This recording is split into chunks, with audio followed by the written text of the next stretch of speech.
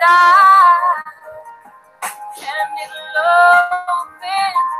So I'm seeking you today. So I'm seeking you today. I'm seeking you, searching to know the reason I'm here, willing to go. Out of my feet, Yahuwah, be with me as I learn your ways. See, one thing I've learned was to trust you with my heart. One thing I've learned was to seek you. I will seek you. I will seek you with my whole heart. It says seek and you'll find. It says knock and it will open. So I'm seeking you today. Yes, I'm seeking you today. I'm seeking you.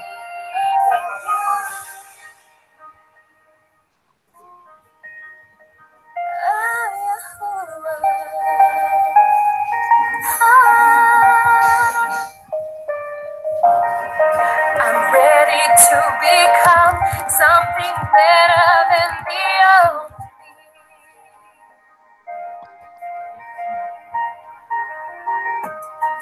I'm ready to learn about the new me.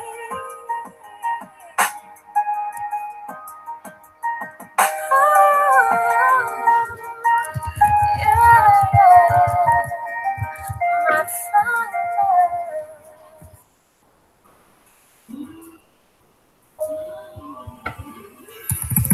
It says, I will seek you day and night. I will search for you day and night. I want to see you. I want to know you. I want to know you. It says, I want to be like you. The steps of the righteous are ordered by you. Let me know. I want to see you. I can see. I'll see you.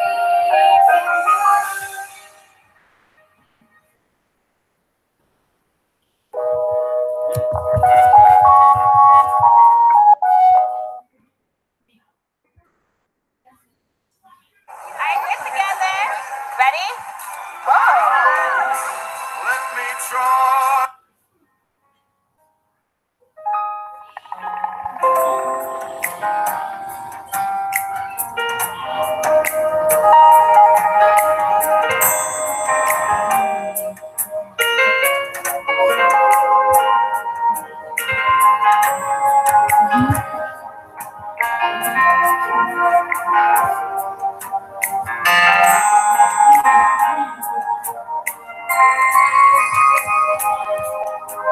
My hands are lifted up.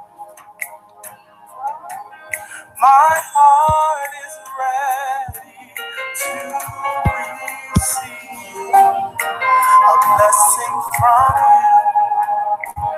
Anybody want to receive that? A blessing from you. Oh, y'all help me sing it. My hands are lifted up. Lift your hands right there. My heart is ready. My heart is ready to receive a blessing from you. A blessing from you. The blessings of the Lord maketh rich and addeth no sorrow to it. A blessing from you.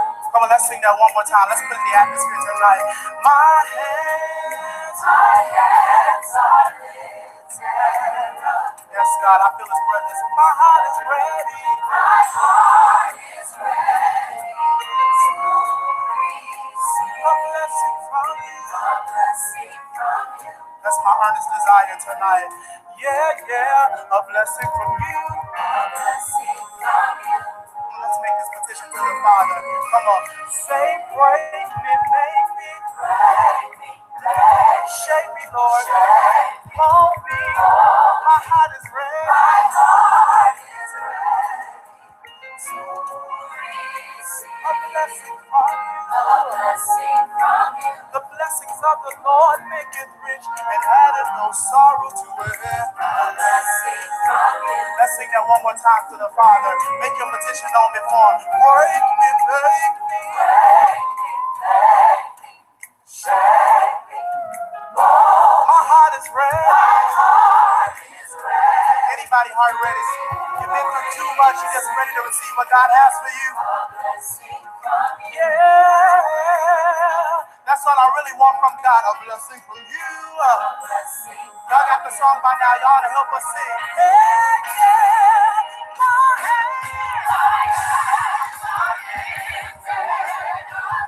Yes, sir. My heart is ready to. Oh, that's weird.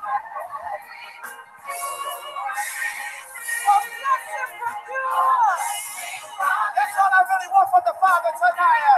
Yeah, a blessing from you.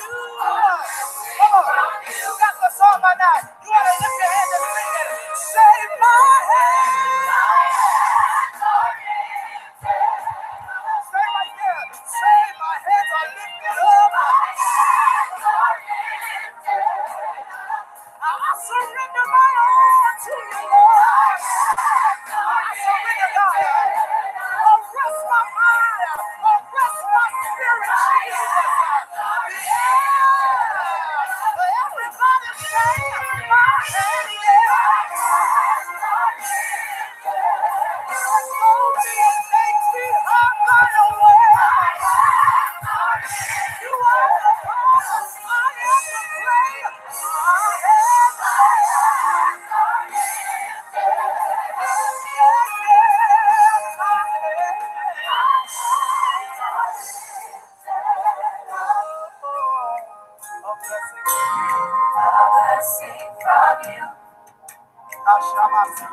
Everybody audience say that with me. A blessing from you. A blessing from you. Blessing from you. A blessing from you.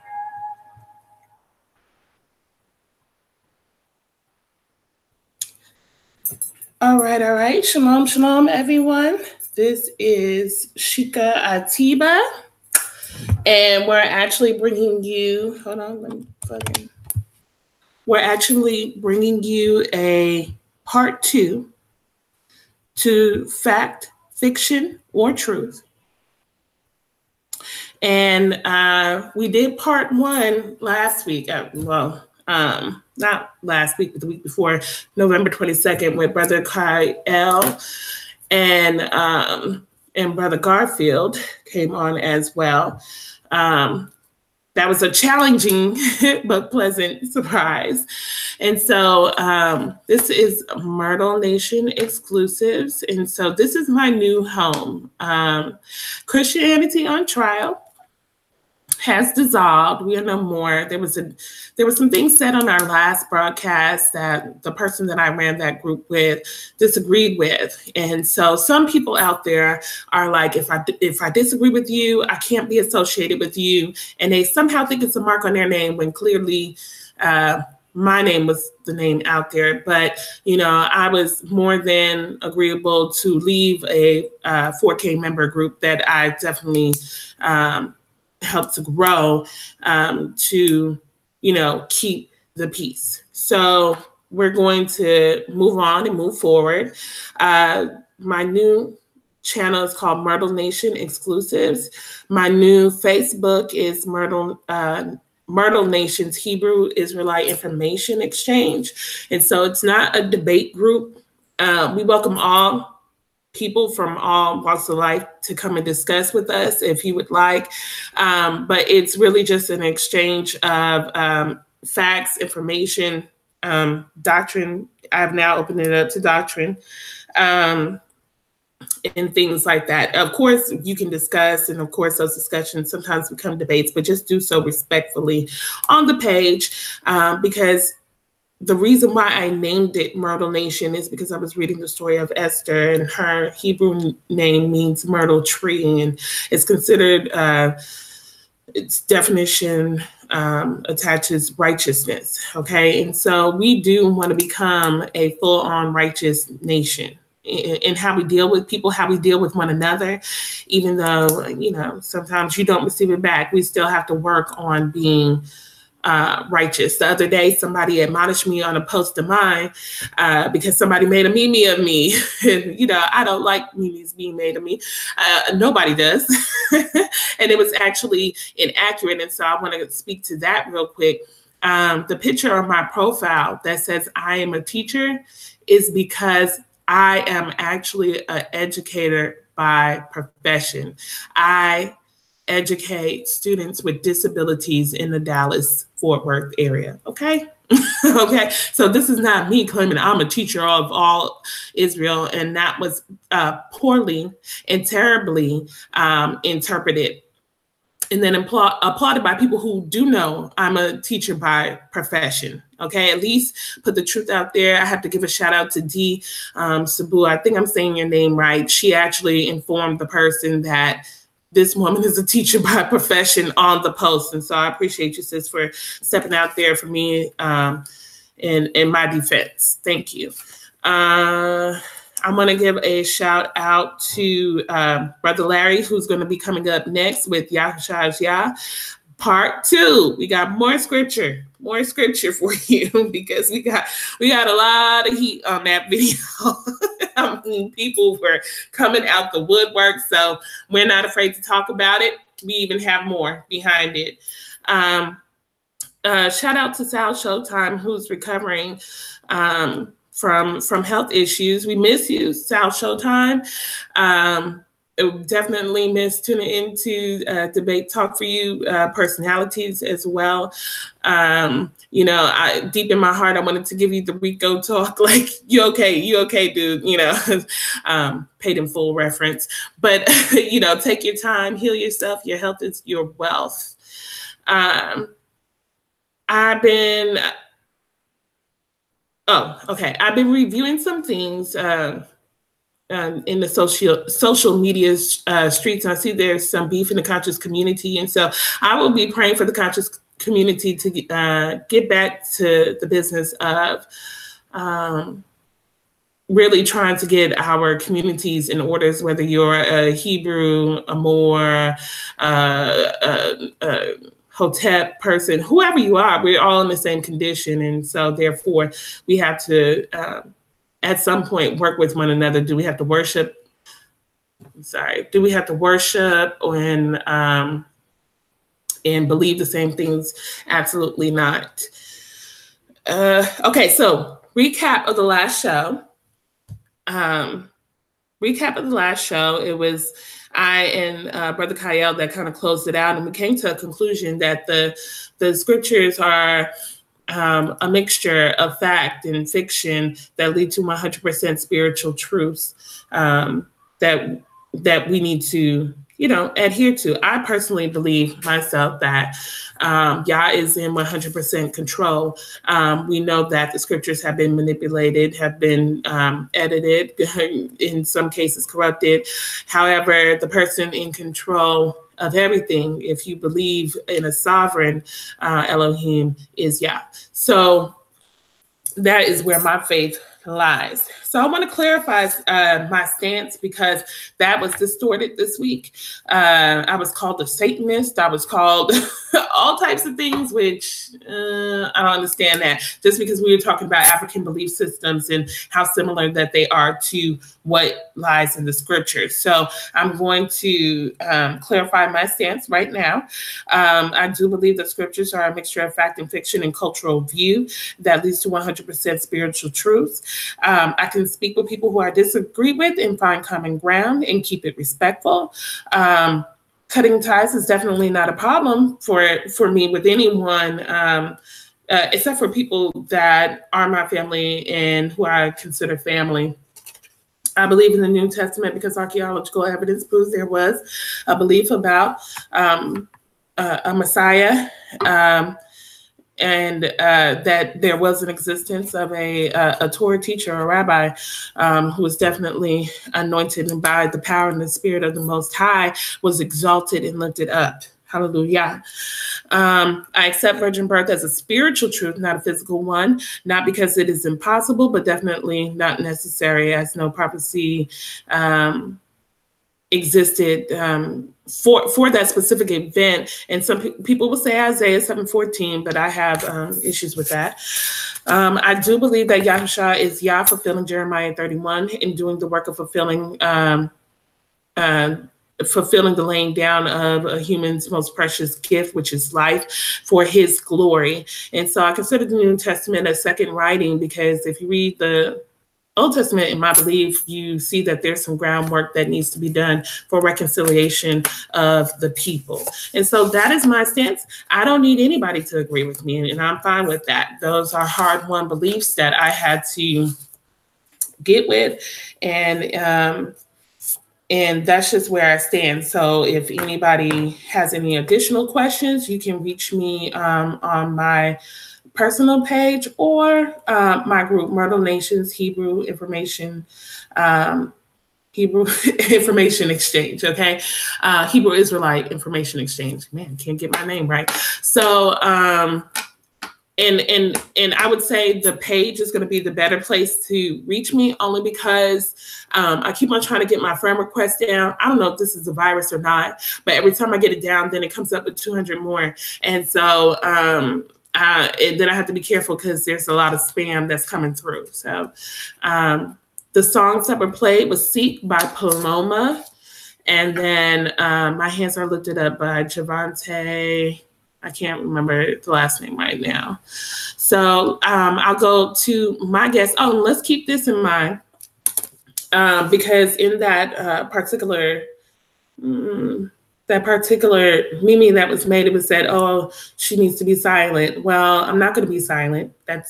If that was a question, it's definitely a no. And I've never been out of order, because every time anytime I'm online talking about the word, I'm accompanied by a male, or if not, we are talking about women's issues. So even if you believe in that sort of thing, I've never been out of order. So keep that in mind. Okay. All right. So Brother AbyShy has differences in views. He's let me know about a couple, and we had a great discussion behind the scenes. He's one of the people that if we're online and we're going back and forth in a thing, let's pick up the phone. Let's hash this out. And so Brother AbyShy, can you go ahead and introduce yourself and give us give a short summary of your beliefs and your stances, and then we'll continue from there. Awesome. Peace, guys. My name is Brother AbyShy, of course. I consider myself to be a Christian Israelite. The reason being is when I go into the scriptures and study, and then, of course, look into history and whatnot, Christian was a term applied to the first century Israelites and whatnot, and it's a term they willingly accepted.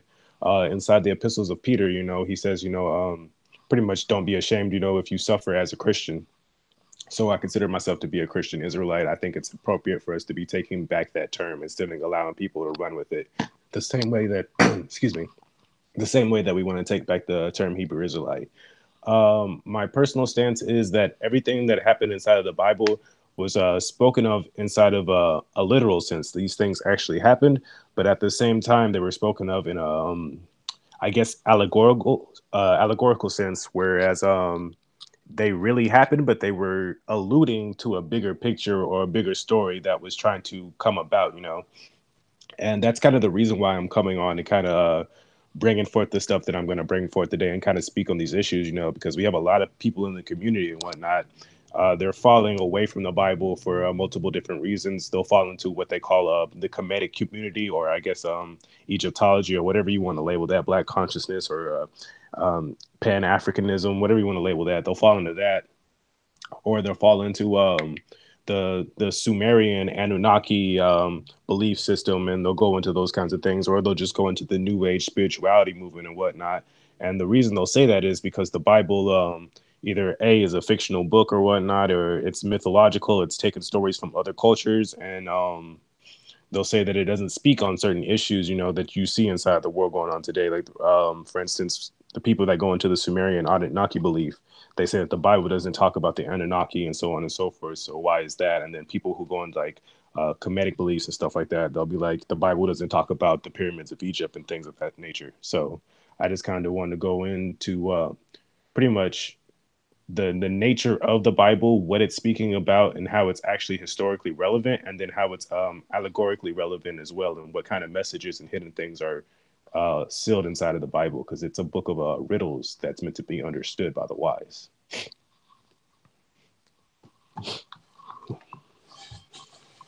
So I guess with that being said, I'm going to go ahead and dive off.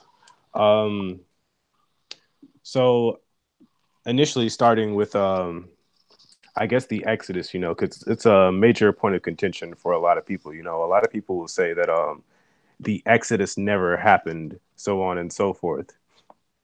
There's actually a lot of historical information that does validate the Exodus actually happening. 1 second here. Yeah, I think our conclusion was like, yes, it did happen. Was it exactly the way it says? Archaeological information also says that, you know, certain things, it shows that there was a leaving, there was a migration out of Egypt. So that's what it shows. I don't know if a Red Sea parted, or it was a miraculous journey. That's what the culture of the people definitely does say. So I'm going to leave it at that. Mm-hmm. So I actually, that's actually the information that I would like to bring forth, you know, about the Red Sea parting and all these things and whatnot, because there's actual historical information that gives weight and suggestion that there actually was a Red Sea parting and crossing by the Israelites. It's just that the way we understand it today, it's been misconstrued, because a lot of things today, you know, when you look into like biblical archaeology and stuff like that, they'll tell you all these different sites and things like that. But when you really sit down and do your own personal research, a lot of these sites and things like that, they're not necessarily historical sites, but they're, I guess, attraction sites, you know, where they're attempting to make money, you know. So, for instance, they'll tell you that Mount Sinai is on the Sinai Peninsula, right? And that's why it's actually named the Sinai Peninsula. It wasn't named the Sinai Peninsula before. When you actually, if you actually decide to do any personal research on your own, and by the way, a lot of these things I personally don't view to be salvational. What I view to be salvational is studying and knowing the gospel of Christ. But on a deeper level, when you decide to study these things for yourself, you go into history, and there's a researcher who decided he wanted to go out and find the biblical Mount Sinai. Now, we read in Galatians 4 and 25, right? Paul tells us that Mount Sinai is in Arabia, right? So he used this information, and he decided that he was going to go hunt down this biblical Mount Sinai. And he actually found this Mount Sinai. So what a lot of researchers will tell you is that Midian is in Saudi Arabia. Now, if you pay attention, Midian is where Jethro was keeping his sheep. And this is where Moses, you know, he went off and he was, I guess, dispersed from his people for a little while. So if Midian is in Saudi Arabia, right, and Midian is where Jethro was keeping his sheep and his flock, and this is where Moses met his father-in-law, so that would lead you to come to the conclusion that Mount Sinai also has to be in Saudi Arabia, around this area of Midian. This is another issue that I presented on another case, where a lot of people like to say that Edom is Saudi Arabia. But when you look into the historical accounts, that's actually the land of Midian, where, once again, Jethro was keeping his flocks. So we know during this time, this is when Moses went up to the mountain. He found the burning bush. He met with God. He convened with God, and God sent him on his mission. So This researcher went into Saudi Arabia and he followed the path along, all these different areas, and he found this area called Mount Jabal al-Lawz, and I'll spell that for you guys so you can look it up for yourself. It's Mount Jabal-Al-Lawz,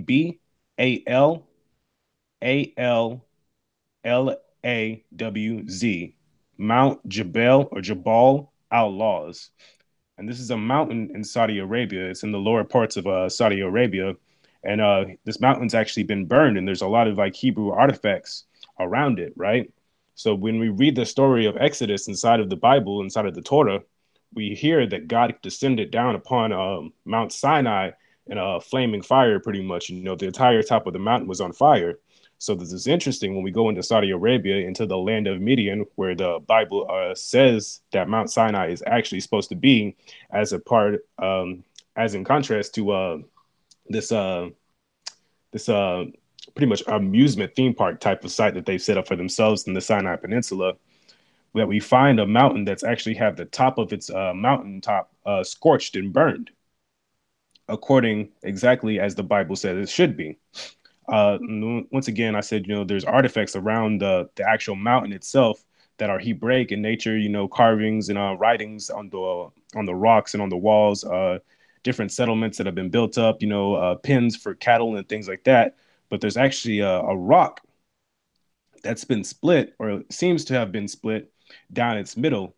And according to this researcher, when he went over there, he did examinations upon this rock. It seems as if this rock has had like water damage that's caused this rock to split and do its thing, And of course, we know the story of Moses, where, he went over there, tapped the rock and whatnot, and all his good stuff, and the rock split, and that actually upset the Most High God.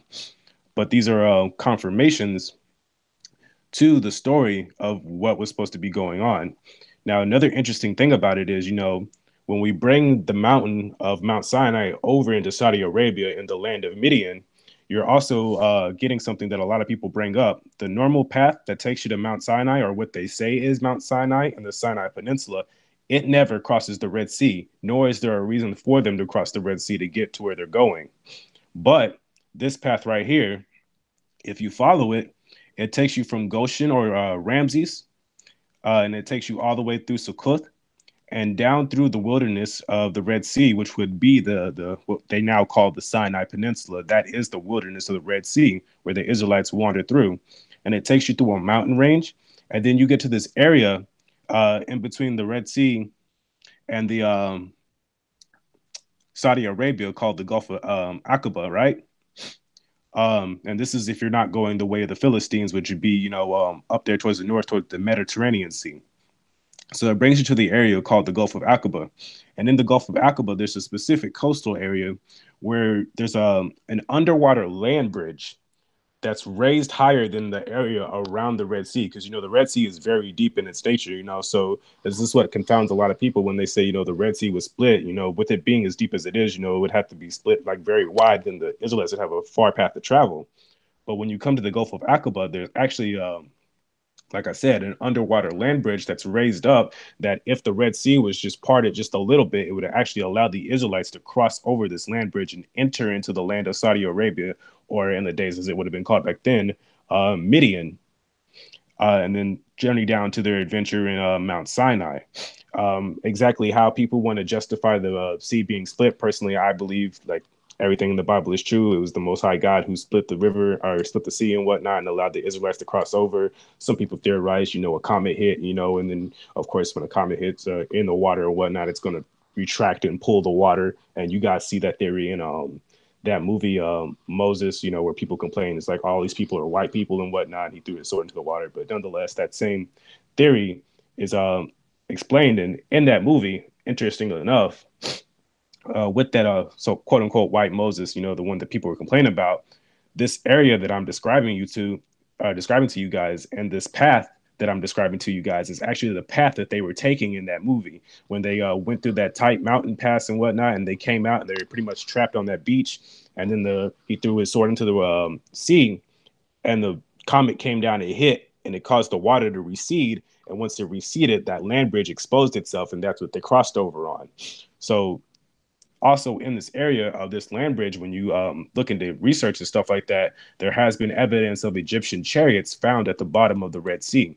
Once again, whatever justification you want to put to that, you can put to that. But me personally, when I read the Bible and then I go into history and I found things substantiating what the Bible is telling me, I'm disposed to believe what the Bible is telling me is 100% accurate fact, personally. So there was another explanation that I heard. It was a long time ago, so don't quote me. It's on the History Channel, when the History Channel was the History Channel and not Duck Dynasty. And, so they talked about how these miracles perhaps happen, in a scientific level. And they said that Moshe, he was out in the wilderness for he was out in the desert for like 40 years or so. And so they said that there is a part of the Red Sea where you can walk directly apart because there's land masses that come up. And then they said he would know that because he was out there that long. So that's one theory. But another thing I think of is, remember when that hurricane came? Now, I'm not saying that a hurricane came in that region, but, when that hurricane came, and then I don't forget what island it was, and all the water left, and then it came back. That reminds me of that a little. Like when I saw it, I was thinking of the Moses story right there. So, but continue. Go ahead. Mm-hmm. Thank you for your input. Are you talking about the hurricane that came and then kind of like passed through Puerto Rico and all that stuff? Yeah, I think so. I think it's, I don't know if it was Puerto Rico, but remember they was sitting out there and it was like the ocean's gone. It like kind of sucked up all the water and just kind of relocated it. But eventually it did come back, but it was gone. I mean, gone. And it was scary. But when I thought about it, I was like, I wonder if that's what happened with the Red Sea, because it was, but of course, as to how the story goes, it comes back immediately. It took some days for the sea to come back. Mm-hmm. Nice. Thank you for that. So, but see, those are the little, now, I'm not saying that that's what happened, but what if it is, those are the little things that could be, we have people telling the story. So when we say fact and fiction, we're talking about how people remember it. When you go to a scene of a crime and you interview 4 or 5 witnesses, they're going to tell you 4 or 5 different stories. So this is why we also look at it as a cultural telling of events as well. But go ahead. Perfect. I'm glad you said that, actually. That's actually what I wanted to dive into next. So the next thing that I kind of wanted to touch and approach, with that being said, and I implore you guys to, on your own personal time, go in and look up Mount Jabal al-Lawz in Saudi Arabia, the land of Midian. Do this research for yourself. Look up the Egyptian chariots that have been found at the bottom of the Red Sea and things of that nature. Look into that stuff for yourself. I implore you guys. But the next place that I wanted to go into was the biblical flood, because just like the sister Sheik said, there was historical events, that happened, and everybody has their own personal interpretation or the way that they pass down the story of how it happened and everything. So this is actually a reason why a lot of people will pull away from the Bible as well. What I've been seeing very recently, is as I explained, people pulling away from the Bible, and they're moving into the Sumerian beliefs, with the cuneiform tablets and the Anunnaki and all that stuff, which is actually something that I used to be into before I even submitted myself to the Bible. It was one of the first beliefs that I actually adhered to and studied very deeply. So my issue with this, is, people will say that the cuneiform tablets, they predate the Bible, which is perfectly true. Actually, when we read the Bible, we need to understand, according to the Bible, the nation of Israel is the youngest nation on the planet of Earth. Even Esau is supposed to be, or the Edomites is supposed to be, our older brother. We are the baby on the earth if we believe ourselves to be the Israelites. And with us being the baby on the earth, that means our historical text is the youngest on the earth as well. So Okay. Where are you getting that we are the baby of the earth? Can you give me some more about that? yeah, most certainly, sister. So when we look into like what happened after the flood, according to the Bible and whatnot, you see that the different nations they dispersed themselves according to Japheth, Shem, and Ham. You know, and then Japheth became all his nations, Shem became his different nations, and then uh, Ham became his different nations and stuff like that. You know, Kemet or Kim, but Kemet, um, Pul, Lud, Cush, and all these different nations and whatnot. And then we see that from Cush developed what's his name, Nimrod, which a lot of historians will tell you that Nimrod wasn't his actual name, and that's something that you also have to understand in the Bible. A lot of times, the Bible doesn't use people's actual name. The name Nimrod, when translated, actually just means the rebellious one or rebeller. So a lot of people will say that Nimrod what might have been Sargon, and then a lot of people will also say that Nimrod might have been Gilgamesh, you know, from the Epic of Gilgamesh. Either way, you know, the name Nimrod means the rebellious one or the rebeller. Anyways, it was Nimrod who left from Cush and he entered into this Mesopotamia area, Sumeria, and he founded his kingdom that we know is Babylonia, the first Babylonia, Babylon. And this is around the area of Ur and stuff like that, you know, in between the Tigris and Euphrates and all that stuff. So Nimrod erects his kingdom inside of Babylon.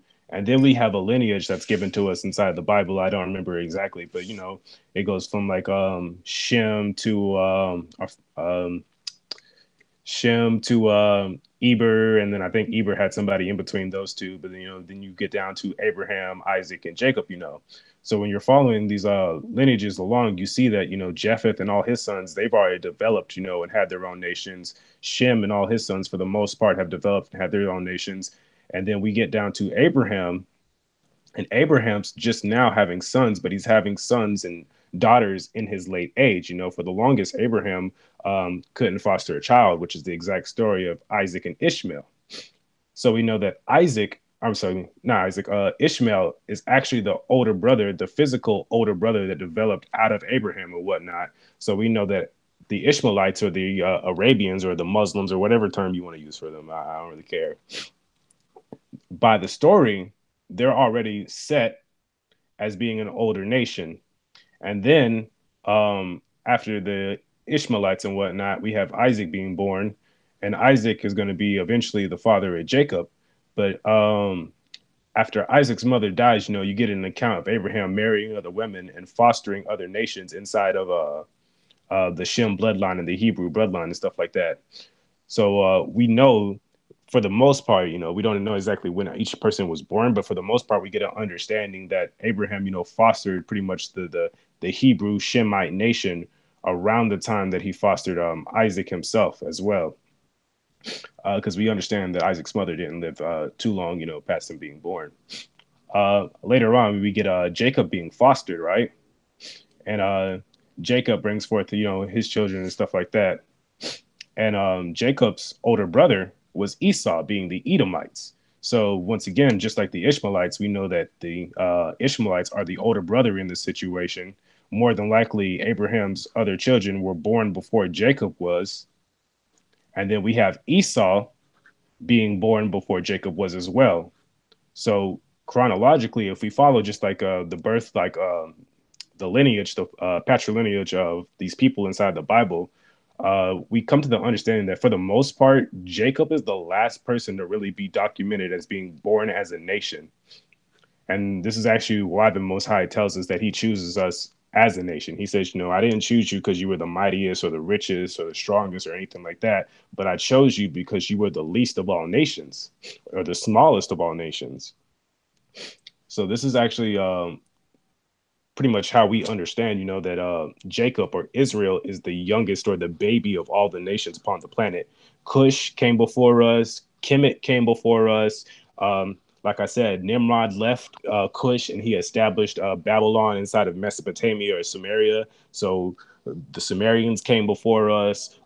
Japheth, the Europeans, and all these people, they came before us. If we want to say that we're Jacob, we have to accept and acknowledge that we are the youngest nation upon the planet. A lot of times we like to say the black man is the first man on the planet and whatnot, which is true. You know, Adam and his wife Eve, you know, they were black people, but they weren't black people like us per se, you know.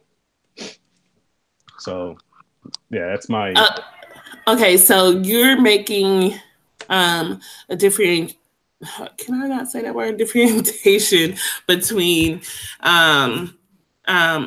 black people as far as genetics, or just, or is it spiritual? Black people as far as genetics and kind of spiritual too, but mostly genetics, you know, because there's a lot of black people. Cushites, they're black. Kemites, the Egyptians, they're black and whatnot. So yes, Adam and Eve were black people and whatnot. Noah and all these people were black people. So if you want to say black people were the first people to walk this earth, that's true. But oftentimes when African Americans, the American Negro says that, he's talking about his specific like lineal race and whatnot. And for the people that are Pan-African or the people that are into the Kemet theology and stuff like that, it's actually perfectly acceptable for them to say that, because once again, Ham and his children came long before Jacob came around. But if we want to subscribe to the American Negro being Jacob, Israelites, if we follow the patrilineal line, we're actually the like one of the last nations to come about. Okay. Okay. All right, so you were talking about the Exodus story. Where you done giving your evidence for that? Because there's a few more stories we need to get to. Oh yeah, I was actually going to go into the flood, but which stories were you wanting to address? Oh, no, go into the flood, because we did not address that. The flood. Okay. Oh, wait. Let me ask the question: fact, fiction, or truth? Go. Fact, my sister. Fact and truth. Fact and truth. So, same thing with the last one too, with the Red Sea crossing. Fact and truth. Excuse me. Oh, excuse me. Let me qualify what we're saying here. A fact is something that that is verifiable. 100%. You can verify it. You have some evidence to it. Fiction is a total makeup of things, and not necessarily the bad way. It could be infused with cultural beliefs. What they thought it was. And then truth is it a truth? Is it a truth? Is there some fact to it? Does it bring home a truth? Does it uplift us in a spiritual way? So that's what we're talking about: fact, fiction, or truth. Okay. Go ahead. Didn't quantify for the Red Sea crossing. I say it's fact for the information that I presented. I feel like you can go into history and find things that support this event actually happening, at least in some form and fashion, in the way that they said it did. Some people are a little off about believing in God and stuff like that, but a lot of the information supports the way that they described it happening. And then truth, is there some kind of like spiritual relevance that we can get out of it? Is actually the message of the whole Bible that I'm actually going to expound upon later. But there's a message that's been woven throughout the entire story of the Bible that's important to be understood. So for the biblical flood, I'm going to say that it's fact as well. And my reason being is the way that it's described inside of the Bible. So inside of the Bible, you have God comes down to Noah. And he tells Noah, hey, Noah, I'm going to send this flood upon the earth, so on and so forth. When I send this flood, I'm going to need you to make this ark. I'm going to need you, to get all these animals into the ark and to get your family into the ark. And, you go around telling these people that the flood's going to come, but they're not going to listen, right? So then the flood actually comes and it presents itself. Once the flood comes and it presents itself and stuff like that, Noah shuts himself up into the ark. And then there's some interesting language that's spoken about the flood, right? So when it talks about the flood actually coming, right, it says that I'm gonna loosely paraphrase this. It says the windows of heaven were open, right? So it began to rain, and it began to rain very heavily, correct?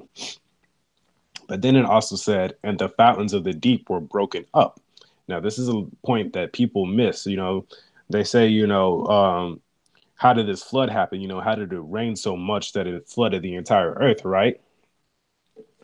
And all they're thinking about is it raining. This is an issue that we have, and it's something that the Hebrew Israelite community complains about a lot. But unfortunately, they themselves don't do it. They say that Christians or Protestants, whatever term you want to use, they don't read the Bible effectively.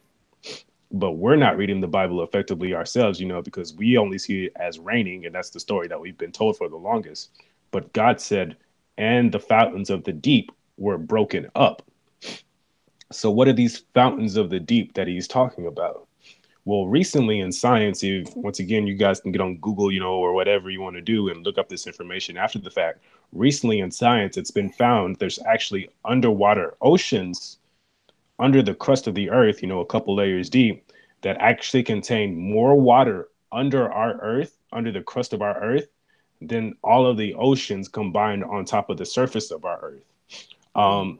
It's actually kept in a crystal that I can't remember the name of right now, but it's kept in a crystallized form under the earth. But they say it contains more water than all of the oceans on the surface of our planet. So if these fountains of the deep that God describes were to be broken up, it would easily flood our entire planet. But on top of that, how could somebody back in those days, know about these underwater oceans in the first place to even write about them in the Bible, unless this is something that they actually saw, or the information was passed down in an appropriate manner, And this is the issue that's kind of going on inside of the Hebrew Israelite community and Christian community all around and whatnot. People are pulling away from the Bible in favor of these Sumerian texts. The issue with that is, of course, everybody's going to be talking about this flood. The people in the Kemetic community, they like to mock it as well, but when you go into different African societies, because a lot of truth is like in these different societies as well, we shouldn't completely write them off. That's not what I'm saying. But even inside like these African communities, and specifically inside of Kemet or Egypt, when you read into their mythology, which is something I don't think they honestly do, there's a god named Ptah, right? And it says, I'm pretty sure it's Ptah. And it says that Ptah became wrathful with humanity and their evil doings upon the planet, and he flooded the earth. So even inside of Egyptian mythology, there's a story of a planetary flood because the god Ptah became wrathful with humanity's doings and their ways, just exactly as it described inside of the Bible. And then, of course, we know we have the same story inside of the Sumerian text. The issue with it is, as far as I've studied and researched, the Bible is the only one that talks about these fountains of the deep, which, like I just said, has just been discovered by science recently in these modern years. And these are secular scientists as well, so they're not going out of their way to try to prove the Bible to be true. The first one was a historian that was a Bible believer, so yes, he went out of his way to prove the Bible to be true. But the ones that are talking about the fountains of the deep, they don't really care about the Bible. This is just something that they found, and they're like, "Oh, that's interesting." So, another thing that people talk about to try to say that the story of the flood is untrue is they say, "Can all the animals fit onto the ark?" And the answer to that question is yes, and this has actually been proven because what people don't understand is speciation. And the reason they don't understand speciation is because we've unfortunately fallen into the belief of Darwinism or evolution. We believe evolution to be a fact. And in fact, evolution was never really solidified as a fact. There's no true evidence that marks evolution as a fact. And people will say like, oh, well, we have fossils and different things like that. But in the fossil record, there's plenty of what we would call missing links. It's not just in like the human chain that there's a missing link. There's missing links all throughout the fossil record. And the so-called links that we do have, quote unquote, a lot of these fossils are incomplete. For instance, the one that they say that they have for humanity, where they call it like Australopithecus or something like that, or Lucy, whatever. A lot of those bones, they can fit into the back of a pickup truck. And a lot of them are just like fragmentary, like finger bones, like little knee bones and stuff like that, teeth, fractured skulls and stuff like that. So it's not really like proving anything. And a lot of people will actually like bring up the point that when they found the one full, it's not even a full skeleton, but more full than anything else that they found, full skeleton that they call Lucy and whatnot. When they found it, it was not actually even in an upright position. You know, they had to actually break the skeleton and reform it because they said it became deformed over time. So they decided to break it and reform it so that it stands in an upright position. So there's a lot of reasons why we shouldn't believe evolution. This is information that I implore you guys to go and look up for yourself. The reason this is important is we need to understand speciation. The Bible says that Noah brought different kinds of animals into his ark. Now, the reason why this is important is Darwin, when we go back to Darwin, his entire theory of evolution was based upon finches that he was studying upon these different islands. And when he was going back and forth, he noticed these different finches had different features and whatnot. One had a long beak, one had a short, wide beak, one had a different type of feathers, and this, so on and so forth. So he was supposing that these different birds evolved in different manners because of their environment. What he really found out was these are all the same type of finch that have done something called speciation, which is they're expressing different traits that were already within their genetic makeup to be expressed based upon where they were. It's not necessarily evolution. It's just kind of like adaptation, if you would. So what I'm saying is in our pretty much list of animals and stuff like that, you know, when you go to the chart, you have different kinds. For instance, you have a canine, right? So we're asking, you know, could Moses have fed all the wolves and the foxes and the dogs and all these different creatures onto the ark? Possibly not. We have a lot of animals on this earth at this current day and age, but he could have fed a canine breed onto the ark that eventually branched out into different canines. And this is what I'm saying about evolution and the evolutionary quote unquote theory. Everything evolved into something else, but you never see a canine becoming a feline, or a feline becoming like an elephant, or whatever field they would be like labeled under. But these are the different creatures that Noah would have been bringing onto his ark. He would have been bringing a canine breed for whatever it was back in during his day. He would have been bringing a feline breed for whatever it was back during his day. For the apes and whatnot, he would have bringing some kind of sapien breed for whatever it was back in his day. And then after they left the ark on this side of the flood and whatnot, they would have gone out and they would have speciated or adapted and whatnot, but they're still technically the same creature, which is what Darwin actually realized at the end of his studies. If you look into Darwin, he actually retracted his theory because he realized once again that these finches weren't different animals, but they were animals within the same species that were just expressing different traits. For instance, a cat is technically just a pygmy lion. And, you know, you see pygmy creatures all across the earth, you know, when they're like locked into smaller islands and whatnot, smaller like land masses, they actually reduce themselves in size. You know, you have pygmy humans, you have pygmy elephants, and all different kinds of things. So this is something that we need to understand about quote unquote evolution or speciation. Mm-hmm. And you can definitely see, I'm glad you brought up that example. You can definitely see it with dogs because, you know, there's new breeds coming all the time. I have a Min Pin who looks like a Doberman, but she's a mixture of two, I think it's like Chihuahua, something else. So, yeah. And then aren't dogs just domesticated wolves? I thought they were. Yeah, they totally are. Mm-hmm. So, and they still have the same instincts and everything. Yeah, I don't buy evolution, only because we don't have a shouldn't it still be happening? You know, if it was happening, when did it? Why did it end? You know, those are the questions that I would have. And most people cannot tell you. So, but as far as the flood story, I'm going to go with that. That's mostly fact. There was a extinction level event flood that occurred in the world, and we see that because there's actually sea minerals from the mountains and seashells on the peaks of mountains. Now, some say it's regional, but the story is spread far and wide. So I don't know if that's through migration of people or just, well, it had to be a migration of people because there wasn't that many people.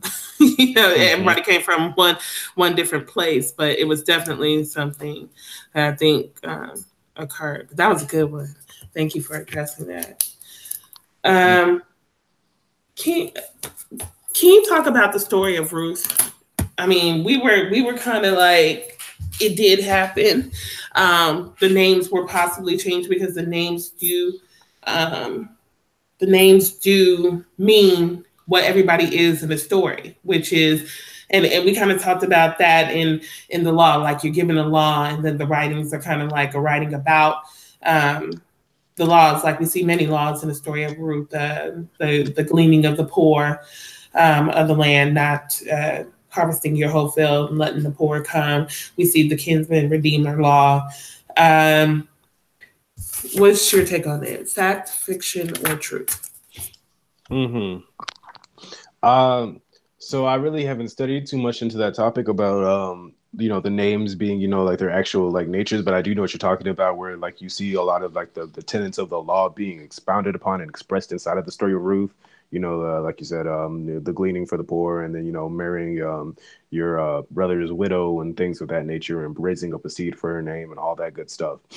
So I'm personally going to say it's fact, and the reason that I'm going to say it's fact is because Ruth, and her husband are in the genealogical bloodline for King David, and then eventually Solomon and Christ and all that.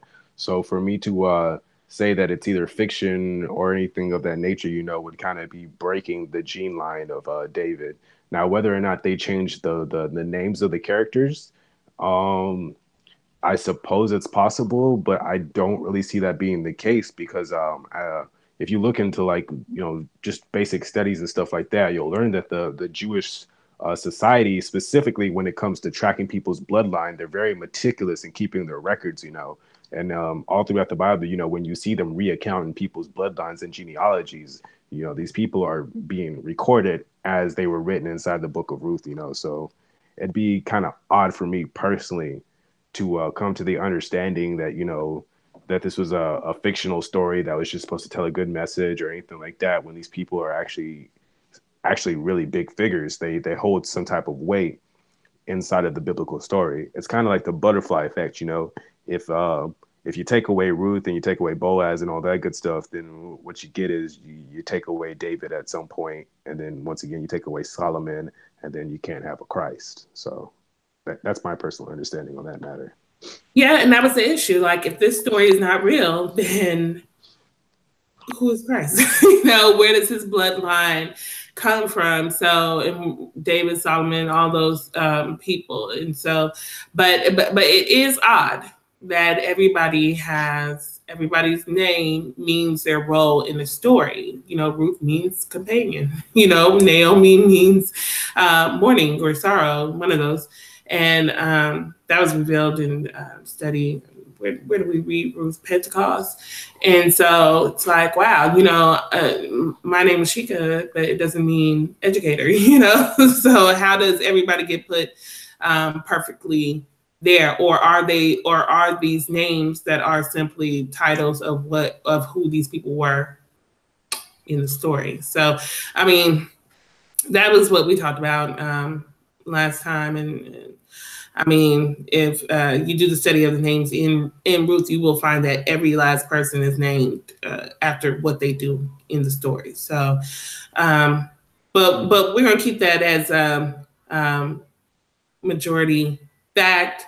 I believe that the names are the roles of what the people did in the story. And then, of course, the spiritual truth, because it brings home so much. So, if I may, real quick on that note.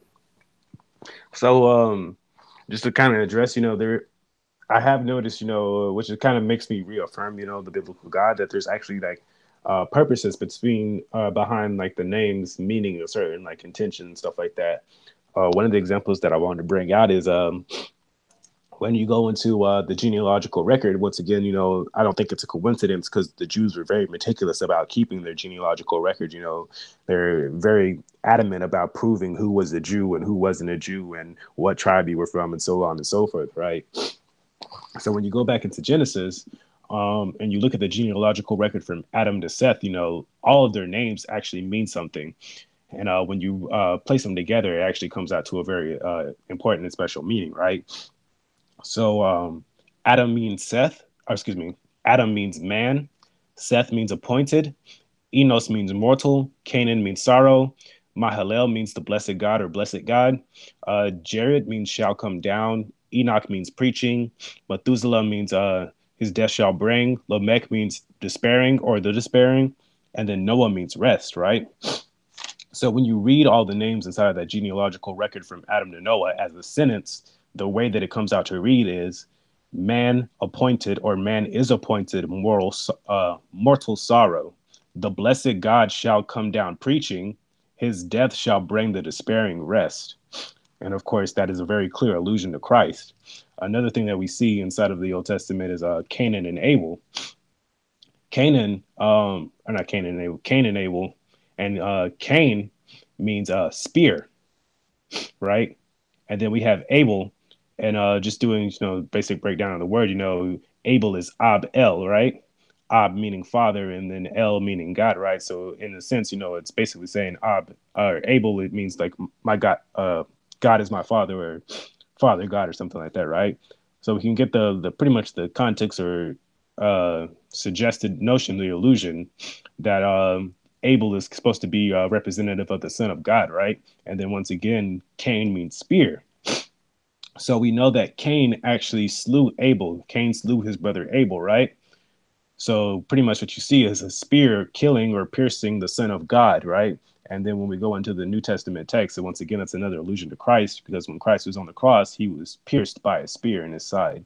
So I believe that, and this is what I was talking about, the Bible is actually alluding to different things throughout the entirety of its message. And this is why we see certain coincidences that are kind of like, well, it's kind of odd that things turned out that way, but I think that's because God has everything in his personal control, and he's kind of working things to his purpose. And I'll talk about that a little bit later on, but go ahead with your next point.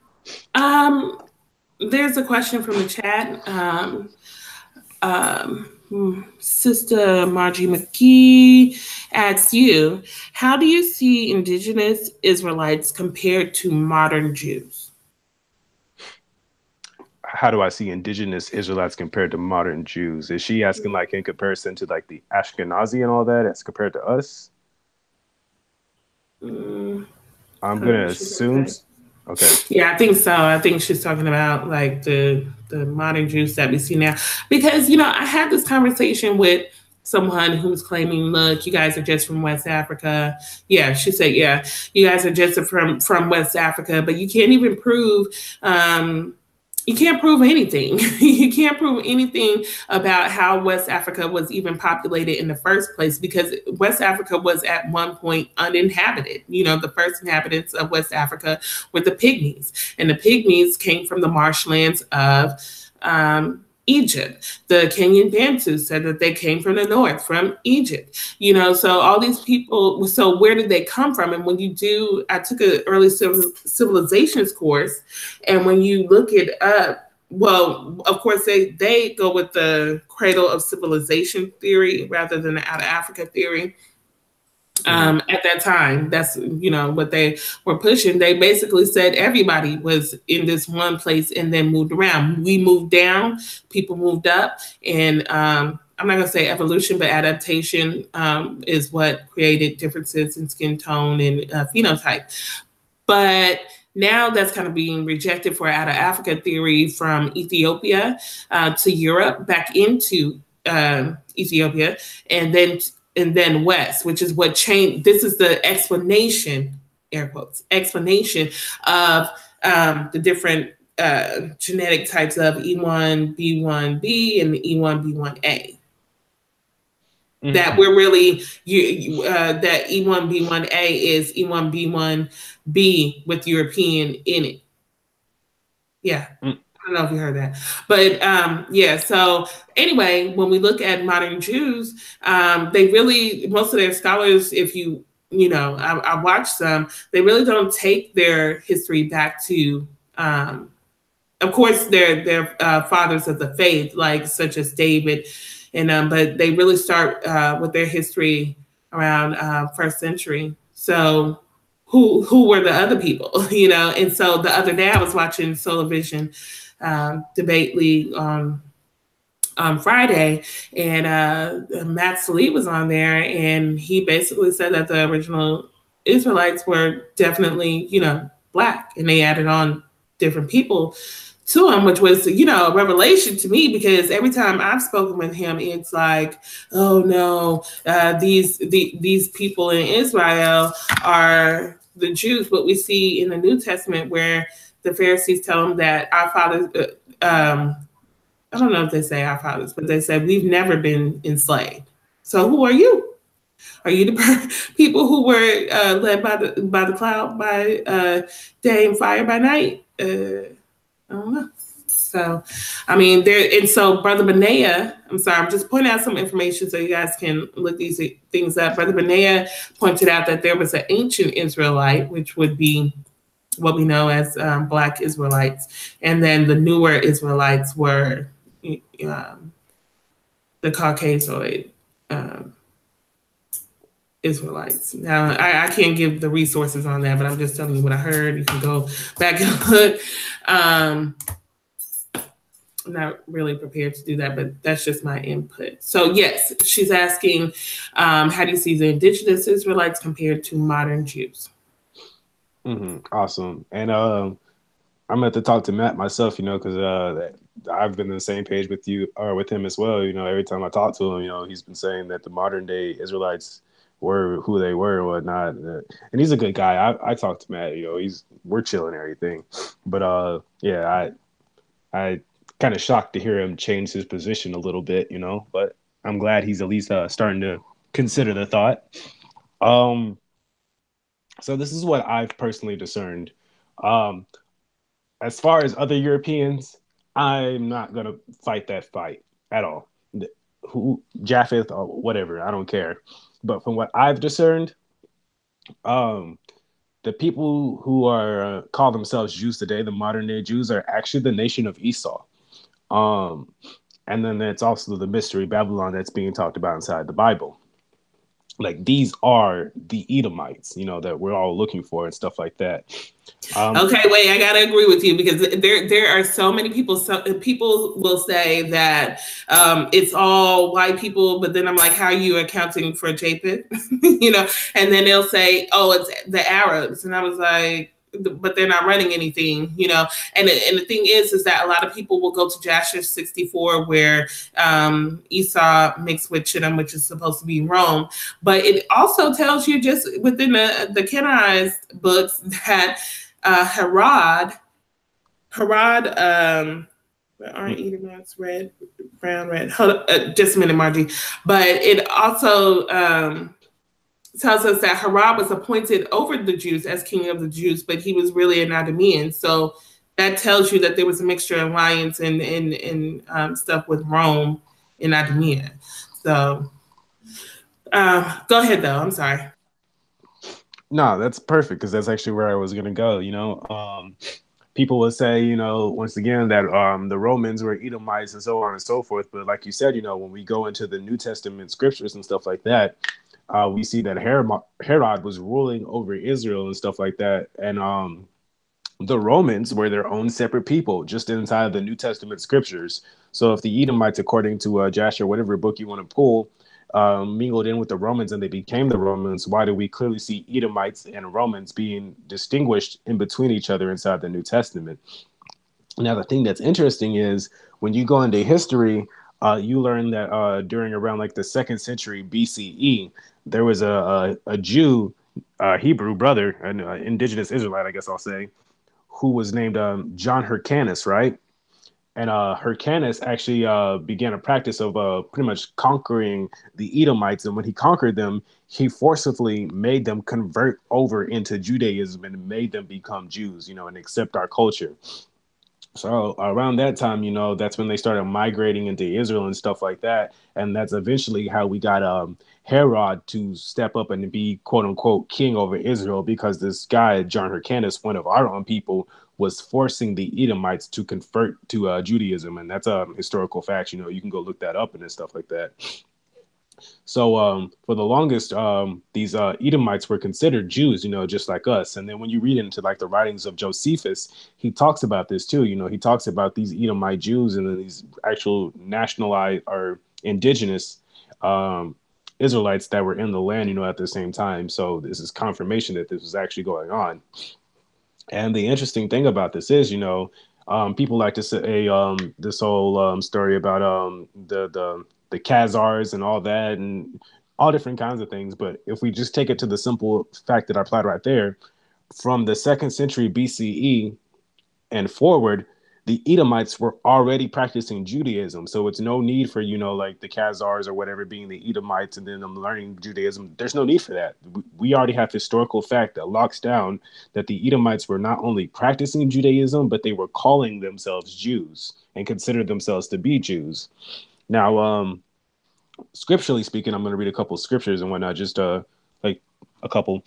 In Ezekiel 35, it says, moreover, the word of the Lord came unto me, saying, Son of man, set thy face against Mount Seir, and prophesy against it, and say unto it, Thus saith the Lord God, Behold, Mount Seir, I am against thee, and I will stretch my hand out against thee, and I'll make thee most desolate. I will lay thy cities waste, and will make and thou shalt be desolate, and thou shalt know that I am the Lord. Because thou hast had a perpetual hatred, and hast shed the blood of the children of Israel by the force of the sword in the time of their calamity, and the time of their iniquity had an end. Therefore, as I live, saith the Lord God, I will prepare thee unto blood, and blood shall pursue thee. Since thou hast not hated blood, even blood shall pursue thee. Thus I will make Mount Seir most desolate, and cut off from it him that passeth out, and him that returneth. And I will fill his mountains with slain men. In thy hills and in thy valleys and in all thy rivers shall they fall that are slain by the sword. I will make thee a perpetual desolation. Thy cities shall not return. Ye shall know that I am the Lord. And this is interesting because it's the same thing he said to Babylon. But this next part is what's really important. He says, because thou hast said, these two nations and these two countries shall be mine, and we will possess it, whereas the Lord was there. Therefore, as I live, say the Lord God, I will even do according to my anger and according to thine envy, or thine anger and thine envy, which thou hast used out of thy hatred against them. And I will make myself known amongst them when I have judged thee. So in Ezekiel 35, God says, to Mount Seir, which is Edom, he says, because you have said, these two cities and these two nations and these two countries shall be mine, and we will possess it, whereas the Lord was there.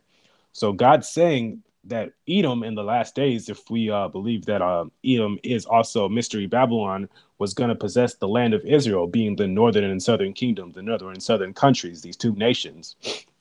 And then when we come over to chapter 36, I'm going to pick up at verse 4. It says, therefore, ye mountains of Israel, hear the word of the Lord. Thus saith the Lord God to the mountains and to the hills, to the rivers and to the valleys, to the desolate waste, and to the cities that are forsaken, which became a prey and derision to the residue of the heathen that are round about. Therefore, thus saith the Lord God, surely in the fire of my jealousy have I spoken against the residue of the heathen and against all Idumea. And Idumea is just the Roman way of saying Edom, right? So he says, and against all Idumea, which have appointed my land into their possession, with the joy of all their heart, with despiteful minds to cast it out for a prey.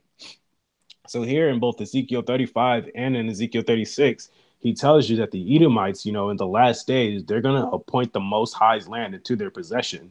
And then when we look over to the land of Israel, who do we see there today? The quote unquote modern day Jews. And then with that history with John Hyrcanus converted them back in the 2nd century BCE, it only makes sense that they would be there so-called practicing Judaism. And they say they have a history of Judaism. Well, of course they do. We converted you. Right. And not only that, if you look at a 1300 map of Europe, you will see what is now called Germany be the Holy Roman Empire. Okay. I was on the thread with somebody. They was like, well, who are those people? I was like, the Romans, but they're really Edomites who were in Rome. Okay. And just like Herod, they're being placed over that land again. Okay, and if you don't believe me, just go Google 1300 map of Europe. You're going to see the Holy Roman Empire. Okay, and that's where everything took place in 1948. They were supposed to go to Uganda. They said, we don't want to go to Uganda. I guess it was too much. And that's how they went into Palestine or Israel. So yeah, it's out there. Just look. Okay. On that note, a thing to look up, a keyword for you guys is the Balfour Declaration, you know, and it was actually a concession of different pacts and things of different that eventually formed the state of Israel today. But it's exactly what the sister's talking about. You know, they were supposed to go somewhere else. They didn't want it. They wanted, quote unquote, their land. And Rothschild, I can't remember which Rothschild it was, made a deal with a dude named Balfour. And that's pretty much how they tell you the land today, you know. And the Rothschild family is notable for being, quote unquote, a part of the Illuminati and one of the biggest Illuminati families and whatnot. They were a Jewish family, and to summarize the story, they pretty much bought the land of Israel, and that's why they're there today. Absolutely. And what was I going to say? Oh, I was going to add something to that, but I totally forgot. Shout out to principals of IDAN. Peace to you.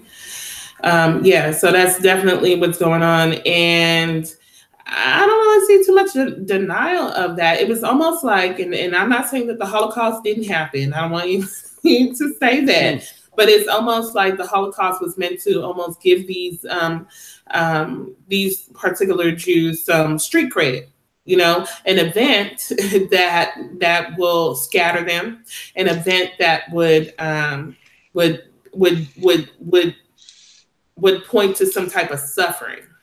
You know, and so that's what I mean. They had to give that to them because they didn't really have that in that history. That's why the scholars only go back so far. So, an event that kind of gave the world some type of sympathy towards them to kind of get everybody on their side and feeling bad for them and all that. That too, you know, that too. Yeah. Okay. All right. So we went through. What about the creation story? I went with fact, fiction, or truth. I went with, because even if you subscribe to Moshe as being the author of the first 5 books, he certainly wasn't there when Adam and Eve was created. However, I did say that this is an inspired word given to Moshe by the Most High. What's your take on it? So I agree. Moshe or Moses, Musha, whatever name you want to use, you know, he wasn't there during that point of time. A lot of people will argue technically Genesis and all that isn't a writing of Moses. Maybe it was like something his scribes, you know, wrote down, or a story that was passed along. I personally take Genesis to be a factual event, and the reason why I take Genesis to be it's factual and truth. And Genesis is more so truth than fact, but it's definitely fact. But Genesis has a lot of hidden secrets, I guess you would call it. People hate this word, but esoteric or occult. There's a lot of stuff inside of Genesis that's meant to be spiritually interpreted, and that's more so what Genesis is for than anything else. But I'm gonna come back to that in a second. Right, but they had their science right. I'll tell you that, because you know, as far as man coming from woman versus what you see in the Kemetic world, where man comes from woman. You know, of course, the observable fact would be that man would come from woman. This woman just gave birth to a male, but we know that that man actually determines the sex of the child. It's whether he gives off an X or a Y to complete things. So Genesis actually had the science right as far as who determines the sex of a person. And you know, for years women were killed for not being able to produce male heirs, you know, with the belief that she's causing it. Now, could her body, of course, be a better host for a female, the male, of course, but it's actually the male who determines the sex. So yeah, so I actually take that. I mean, and this story is told all throughout Africa. This story is told in numerous society. So yeah, I would take it. I take everything as all three, but this one is more of definitely 100% true, and based off the science that we see, definitely facts. So. One thing that I wanted to add in, because I'm glad you said that, a lot of things that people don't understand, inside of like Genesis and whatnot. If you sit down and study science, because there's a thing with science and whatnot where the science or quote unquote science that's presented, I would call pseudoscience. It's purposely meant to delude you and pull you away from the Bible and whatnot. And then a lot of things that people call science or what they say they believe in science is not actually like science at all. It's just them going off a fringe idea. But like you said, in the Kemetic community, they say that the woman, is the progenitor of everything, but I've talked to other people about this before, the male is actually, like you said, determines the sex, and it goes to the male, either a Y chromosome or X chromosome, but then also, his sperm, is male or female. Like his sperm cell is literally a male sperm cell or a female sperm cell. And then while his sperm cell is like inside of him, his sperm cell is actually a living organism. It has a sense of direction or thought. And the direction of thought being, its purpose to reproduce. It has a sense of fear. When male sperm cells encounter when sperm cells in general encounter sperm cells of like an opposite male, they actually have the instinct to fight with each other over the ability to reproduce. They have a sense of smell, which is how they find the female egg cell and stuff like that. So you can see that this male sperm cell is actually a living organism. It's alive. Whereas the female egg cell, the zygote, it's actually dormant, and it only activates once the male sperm cell enters it, which is a direct allusion to what God is talking about with Adam, where he said, he took Adam from the dust of the earth and he formed him into his shape and everything. And then he breathed the breath of life into him. And, people ask, well, why is God a male? Well, this is the exact purpose. Adam's flesh, he was taken from the earth the exact same way a female's, egg cell forms our flesh. So this dormant shell was taken from the earth, which makes the earth our mother. And then it says that God breathed the breath of life into Adam's nostril. He became a living soul.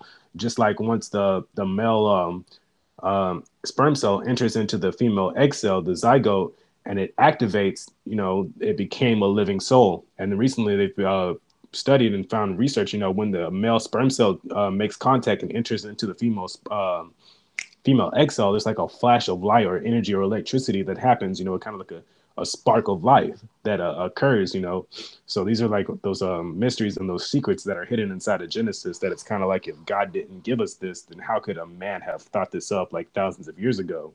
And then also when it says that God took a rib out of Adam's side, what people don't understand is your ribs, inside of your ribs, you have bone marrow. And bone marrow is the equivalent of stem cells. And we all know that stem cells are the most profitable cells, when we're replicating organs and stuff like that. So if you wanted to clone a human, you would either want to use their stem cells, which would require, them being like in their fetal stage, and then you're taking their umbilical cord and getting those stem cells, or B, you would take their rib out of their side, because the rib has the highest potential of also growing back out of every bone inside of the body. But you would take their rib and then you would break it open. You would take that bone marrow from the inside, because all of your cells, all the cells in your body are reproduced from your bone marrow. So you would take those bone marrow cells and clone a human, so it makes sense. That's a scientific proven fact that you can clone a human from somebody's bone marrow. Yeah, I even had a cousin who had cancer, and he had to do a bone marrow transplant. And so he's in remission right now just because of that. So, yeah, there's a lot in that Genesis story that tells us a lot. So that's why I lean that one towards fact. Inspired.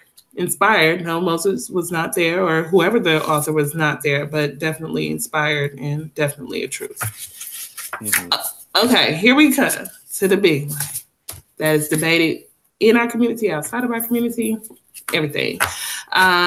Virgin birth, fact, fiction, or truth?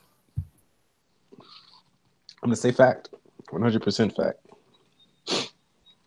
The reason being is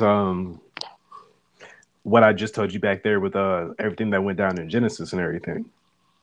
So I believe the Genesis account to be a factual event. It's also truth, but a factual event, where God took Adam's flesh from the dust of the earth, and he formed it into a body for Adam to be in, and then he breathed the breath of life into his nostrils, and Adam became a living soul and stuff like that, right?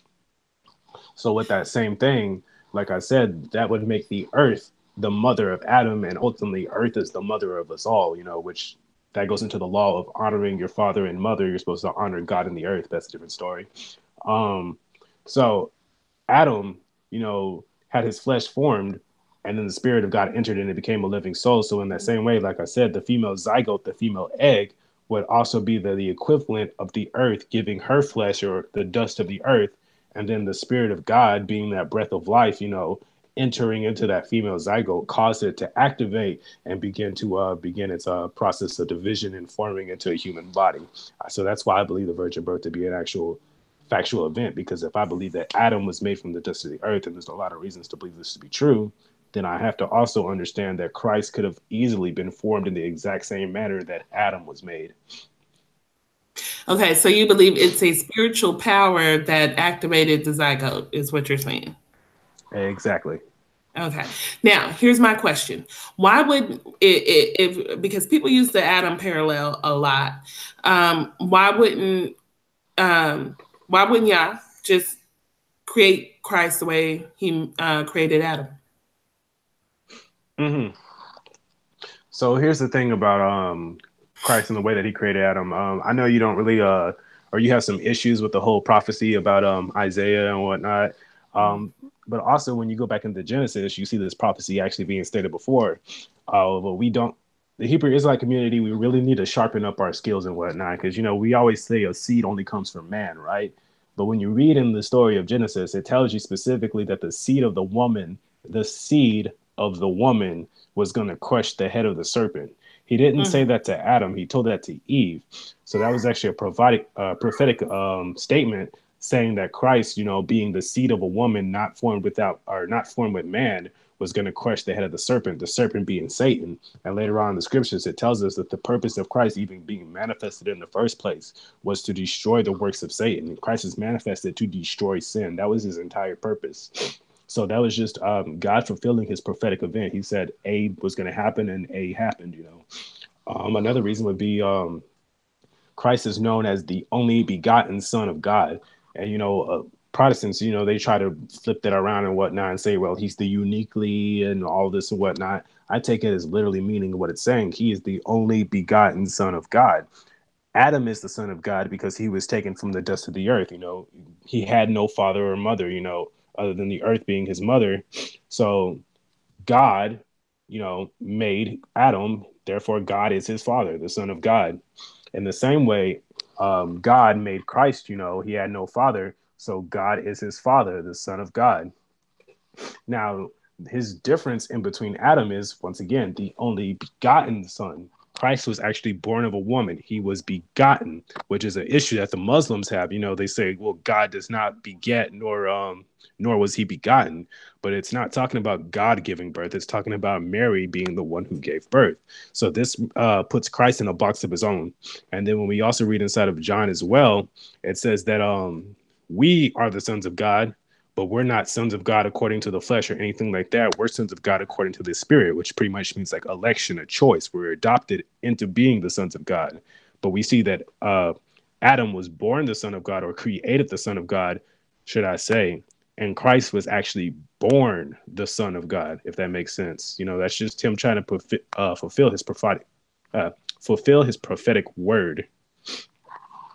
Okay, so I'm glad you went to Genesis. Thank you. That is a better prophecy if you believe in virgin birth to reference in Isaiah 7:14. And here's why.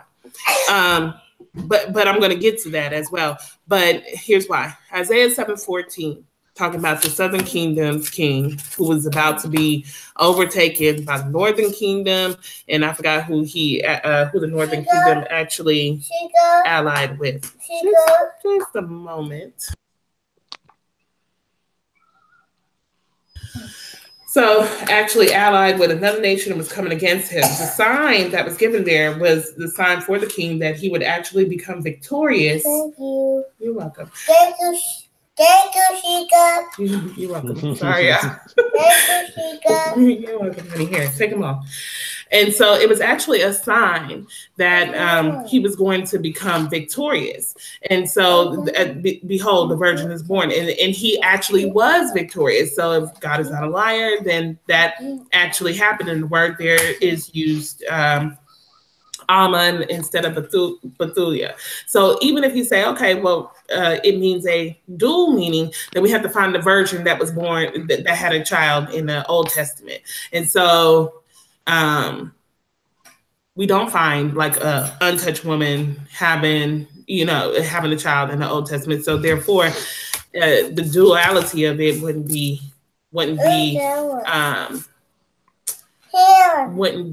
the same unless we're talking about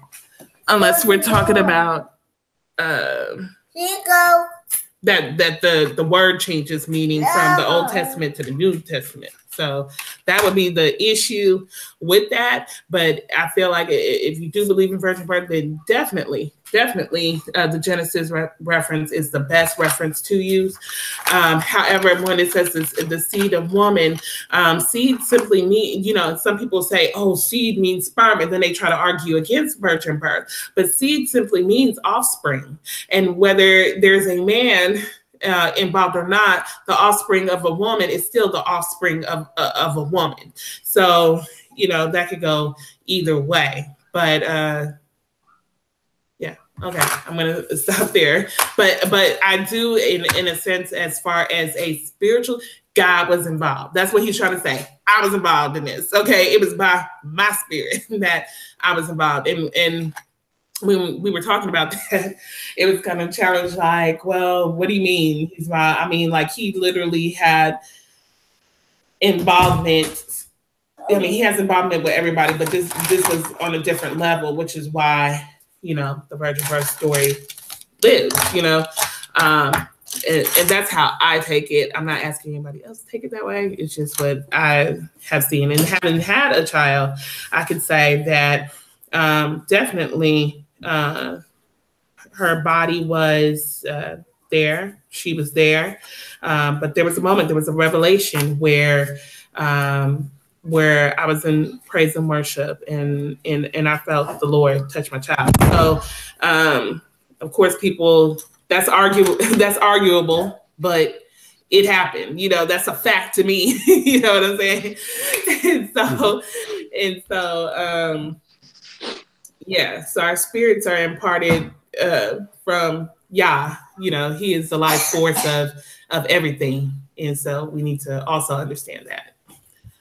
But let's go on. The next one that we had talked about, and I want you to address, walking on water. Fact, fiction, or truth? Fact and truth. More so truth, but fact.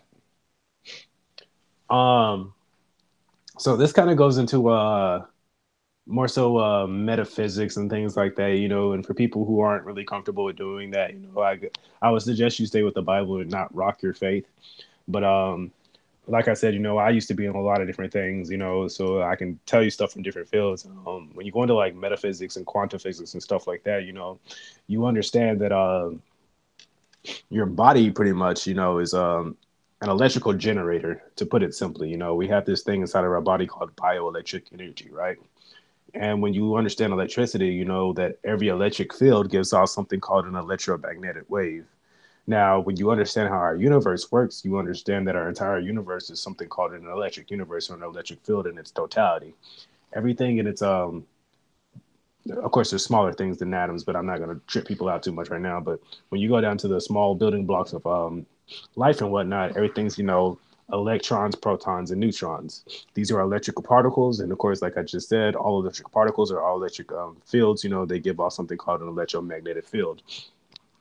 So it's not impossible to conceive that what Christ was teaching, with his miracles and whatnot, was the manipulation of the electromagnetic field of this universe and this plane, which is what he was saying, if you have faith, you can cast this mountain into the sea and stuff like that. What he's trying to tell you is humans were engineered, in the image of God. And that stands on like multiple levels of what that means. But one of the levels of what it means is we were built with our consciousness having the domain and rule over this physical plane. They always tell you it's mind over matter, and you just need to understand that. But this is what Christ is really telling you. And he was telling you that you limit yourself by what you believe.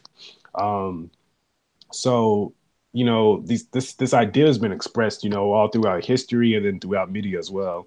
In Star Wars and whatnot, they call it the Force, the manipulation of these different things. But when you go into different cultures and whatnot, the Asians or the Chinese culture and whatnot, and be appropriate, they call it chi. You go into Japan, they call it chakra. When you go into India and whatnot, they have this force called prana, and then prana works in a duality. It's called prana and akasha. And prana is the masculine force of the universe, which is going back to what I was saying about God being the father and mother of the earth. But prana is the masculine force in the universe, and it's actually energy. And then you have akasha, and akasha represents physical matter. And prana works upon akasha, and that's what causes creation. Same thing with the sperm entering into the mother's egg cell and causing a baby to form. So this is the sacred principle that's been passed down throughout history and whatnot, what they would call occultism or what they would call esotericism. People get really tripped up about that word. But it tells you inside of our Bible, in Proverbs, it says, I will open my mouth and utter sayings of old. I will something about dark sayings. I'm quoting this loosely, but he says he's going to reveal dark sayings and whatnot. And dark sayings is a riddle. It's a metaphor. It's a parable that's meant to be understood.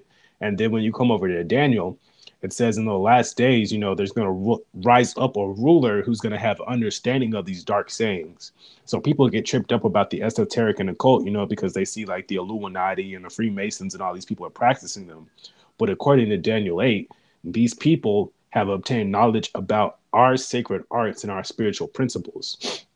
Now, past that, there's some truth in that, because what Christ is also trying to convey to people, about walking on water and stuff like that, is about having self-confidence and the faith to, step out of the boat and do something, that you personally don't feel is possible. It's supposed to be a motivating factor in your life, and he's telling you the moment that you doubt yourself, if you step out of that boat and you step on water and you start doubting yourself, whatever it is that you put your hand to do, you're going to fail. So the New Testament. But if I can interject real quick, and also to keep focused on him, because it was when he took his eyes off of him, he started, falling down. Yes, sister, 100%, 100%. So in the New Testament, what we really have to understand what Christ came to do was, people like to talk about, oh, well, we're in this captivity, so we can't do this, and we're in this captivity, so we can't do that.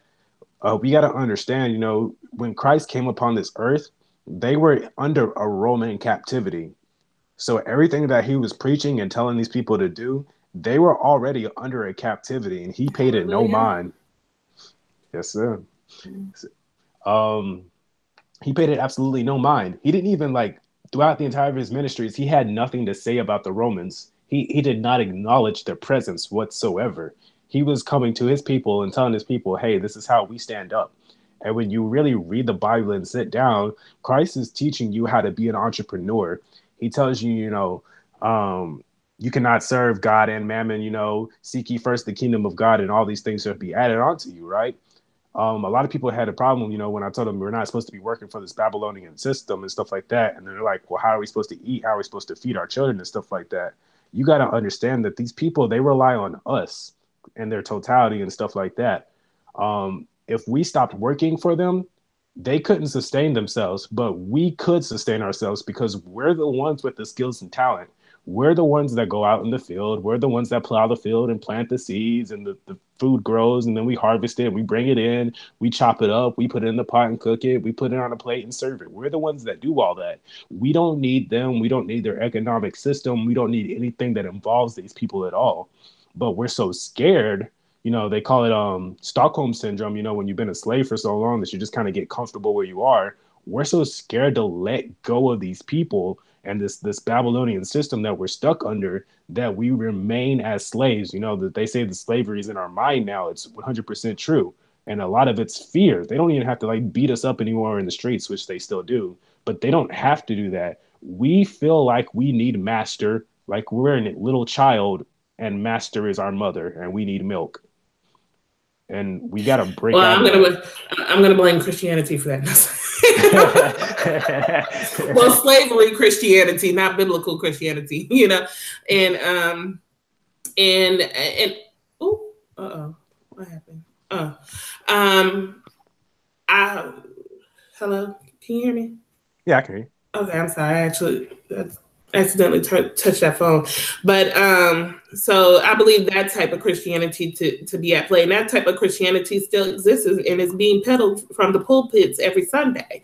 And so, yeah, we do need to now. Some people, though, like myself, like I'm writing a proposal for a school. I do not have the money to start a school, but I did see like the co-op options as well.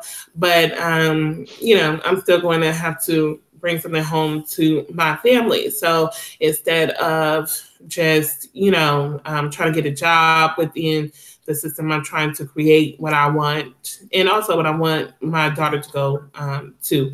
But I have to also supply for others because it would be a public school.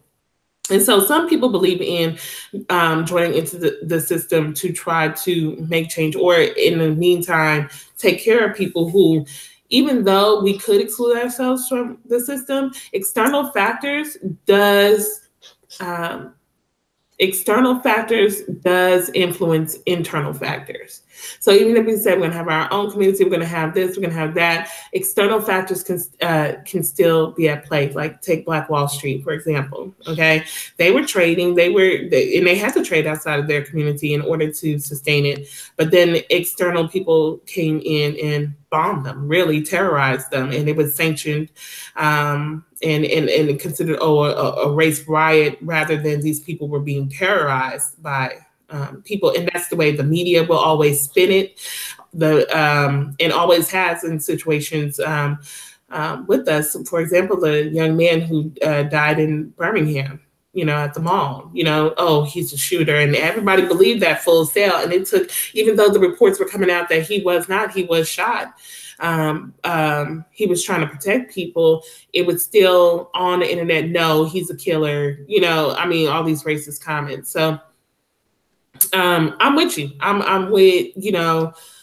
I definitely agree with that. I teach at a school that's highly populated with Hispanics, and basically, they were all afraid when Donald Trump, came into office, and I had to let them know, like, don't be afraid. I mean, if all of y'all decided to leave tomorrow, you'd be stopped at the border because that's going to be a big hole in our economy, in the jobs that people won't do over here.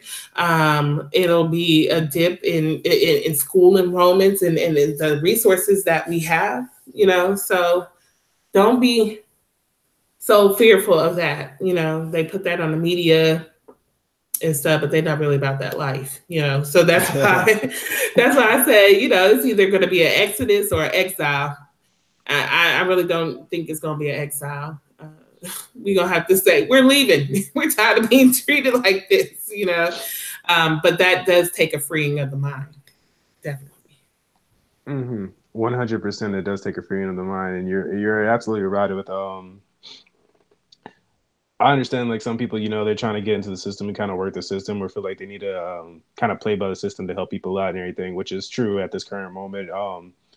Really, when you pay attention to the Bible and what it's trying to like describe, and this is a point that we need to get to, because we need to understand what the purpose of a camp or a church or a congregation, whatever you want to call it, we need to understand what the purpose of it is. When you look into Acts chapter 2 and Acts chapter 4, these people were dropping all their money at the apostles' feet. and the apostles would take this money and redisperse it around everybody inside the congregation for all those who had need. So literally what the Bible is telling us, you know, is these camps, these congregations, these churches, whatever you want to call it, the purpose of tithes or whatever name you want to put on it is supposed to be for us to buy our own allocations of land, for us to go there and pretty much start renovating these allocations of land and stuff like that, and creating new Black Wall Streets. And of course, we're always going to have outside altercations and things like that, you know, that are going to come on, especially as we start rising up as a people and whatnot.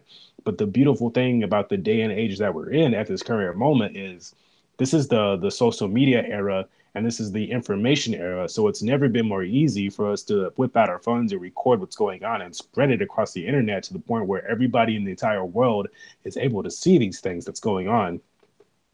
Now, just for instance, what's going on with Palestine and Israel and stuff like that. Israel has the habitual nature of bombing Palestine to rubble, right? And they're continually doing this. But more and more, you know, the Palestinians are able to record videos and stuff like that and get this information out about what's been going on. And more people are rising up and protesting against this nature. You'd be surprised about how many people that are against adverse like behaviors and stuff like that. So a Black Wall Street, while the potential does lie in it for it to happen in these current days and age, even if it did happen, all they would be doing is they would be martyring us, and they'd be creating a bigger monster for themselves, you know. And we see that in our Black community now, with people like Barbecue Becky and stuff like that. We have these people that have, these white people that have been racist, you know, or done things against our people, and we turn around and the internet revolts, and now these people are losing their jobs or losing their homes. You know, karma coming quick these days, real quick for people. And that's the beautiful thing about the era and day we're in. Absolutely. And I also feel like, you know, a lot of times, you know, camps are the most vocal and visible of the community. They just are, you know.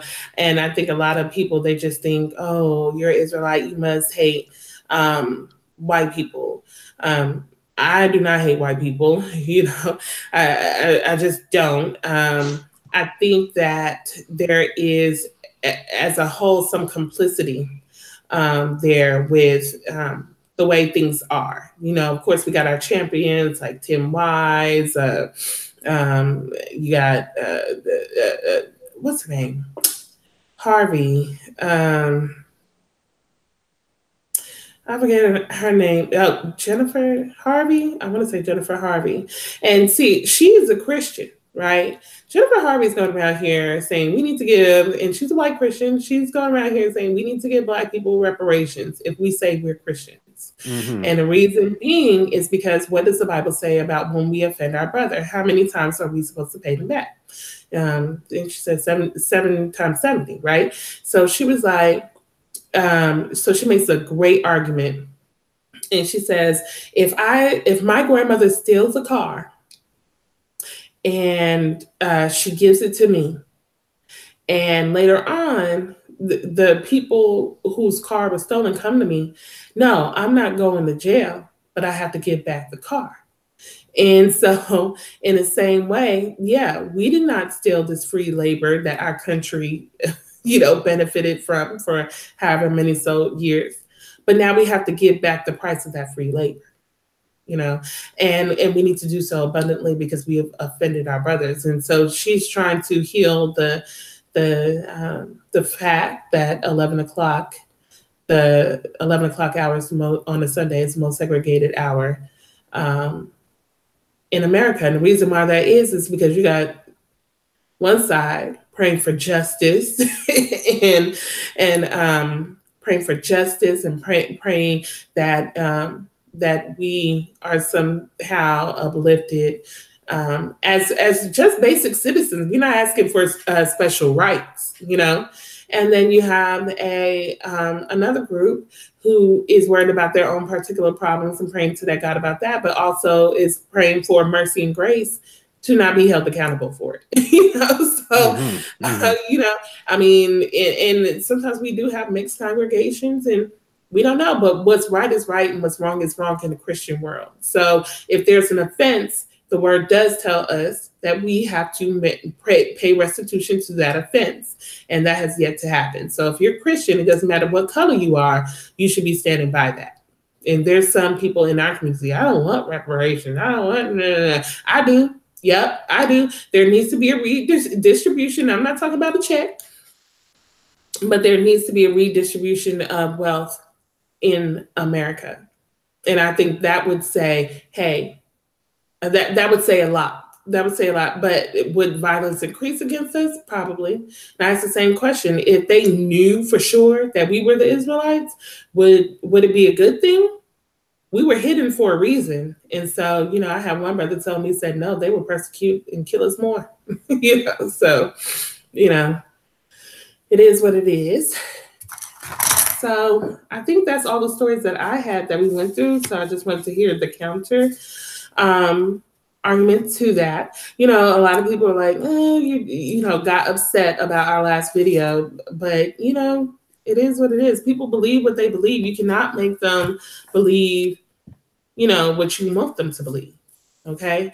And if you are going to make any difference in their lives, for virgin birth, I think that AbyShy gave the most comprehensive argument for it. And I'm going to say it did move me, but if we don't talk to each other, then that can't happen. There's people who want yes men around them, and I am not a yes man to anybody. Okay. And I don't like yes men around me either. So, iron sharpens iron. Okay. So did you have any other stories that you were prepared to talk about? Because I know that you prepared. I'm actually just kind of winging it over here, but I guess I just kind of what I really wanted to address is kind of like the full nature of the Bible, what it's actually directing itself towards, and the message. Because as I said earlier, a lot of people, they pull away from the Bible and they say, well, the Bible, it didn't talk about the Sumerian and Anunnaki gods. The Bible, it doesn't talk about the pyramids and things of that nature. So what I want to bring to people's attention so that they understand that we can readdress the Bible with a sense of understanding is the Bible is a book, or actually Bible means biblios, which is bibliography, which means a collection of books. So the Bible is a collection of books, but as we have it today, the Holy Bible, the holy collection of books, it's one singular book. And whenever you read a book, even a book series, there is a specific point and a narrative that the author is trying to convey and eventually get to by the end of the book series or by the end of the book. So when you bring up statements like the Bible doesn't talk about the Anunnaki, it doesn't talk about the pyramids, it doesn't talk about this, that, and the third, the reason being is because it is irrelevant to the overall summary or the overall story that the Bible is trying to tell. It has a sense of relevancy that it's trying to get to, So to explain this, it would be like, imagine me sitting on your show right now, and we're sitting here talking about the Bible. Then out of nowhere, I stop and I start talking about SpongeBob SquarePants and the latest episode of SpongeBob SquarePants. And I just go on a rant about SpongeBob SquarePants for absolutely no reason. What purpose would that serve in this dialogue that we're having right now? Imagine you reading a Harry Potter book, and in the middle of the Harry Potter book, the author, she goes into a rant about, the Lost TV show. She goes on a rant about Lost and just 5, 6, 7, 8 chapters about Lost. What purpose does that serve to the story? There's a specific narrative and a drive that the author is trying to get to, and the same holds true for God in this holy book or these holy scriptures that he's inspired to have written for himself. He has a story and a point that he's trying to get to. And the story and point, the overall narrative and the purpose of the scriptures and why they're written is to address the nature of man. So when we address the nature of man, in the beginning, what we see is man is created in the Garden of Eden, or created in the garden, and all the stuff is provided for him, right? By God himself. God is providing everything that Adam could need, and he's barely giving Adam any type of chores, anything to do. He says till the garden, that's about it, and reproduce and enjoy yourself, have mastery over the earth. And then sin enters the world through Eve and Adam eating from the tree of the fruit of knowledge of good and evil. So what this is really expounding upon is Adam and Eve are deciding, even though they have everything that they could ever wish for and more provided for them already, Adam and Eve are deciding to take things into their own hands and decide for themselves what is good and what is evil. They have everything provided for them, but still they want to be their own master, their own Lord, whatever statement you want to put on it. So immediately after, they're kicked out of the garden and stuff like that, while God is cursing them, he curses Adam, he curses the serpent, and he curses Eve and whatnot. He curses Adam, and this is what he tells Adam. He says, by the sweat of thy brow shall thy eat. So this is in a direct response to what happened with Adam and Eve inside the garden. Adam and Eve received everything that they could have wanted inside the garden, but when they decided to take matters into their own hands, when they said, you know what, it's cool, God, I got this. He's like, oh, you got this? Bet. Do it then. Let me see you do it. It's just like, your child, in these modern days and age, your child's wilding out in your house, and you're trying to get them under control, but they don't want to listen. So it's like, oh, you think you're grown. You think you know good. Go out there and do it for yourself then. So the same thing goes with Eve. Eve, a lot of people complain about the woman being made in submission to the man. That was a curse that was placed upon Eve. But once again, it goes right back to the same narrative that God's trying to express. He's like, oh, you want to do it for yourself? Nah, I got you. Bet. Here you go. So this is how God's like responding to like everybody throughout the entirety of the Bible, even with the story of Abraham, Isaac, and Ishmael. Ishmael was a work of the flesh and Isaac was a work of the promise. God said, hey, I'm going to provide you a son, so on and so forth. But Abraham and his wife, mainly his wife, they get angsty and whatnot, and they're not waiting for God's promise. They're not waiting for God to provide, which is really what the narrative of the Bible is about. God's going to provide. They get angsty and they end up having Ishmael.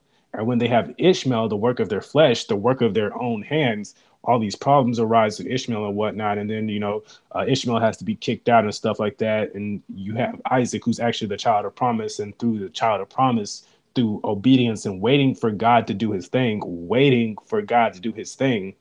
then they start receiving their blessings as opposed to them trying to do it for themselves. And it just progresses like that. You see the Israelites, God's like, yo, if you do this, this, and that, I'm going to bless you with this, this, and that. And then eventually the Israelites get to the point where they're trying to do their own thing. So repeatedly, time and time again, he's like, okay, bet, slavery. Okay, bet, I'm taking everything away from you. Okay, bet, get out of my land, get out of my house. Go see how good it is out there, Now you're working this job, this 9-to-5 job for minimum wage for your masters, your Babylonians, and, your Romans and all that. You don't like it, do you? You want to come home. I know you do. Mm-hmm. And so that also is why there was a new covenant. That new covenant was the reconciliation of that, where he steps in and said, I'm going to do it. I'm going to do it.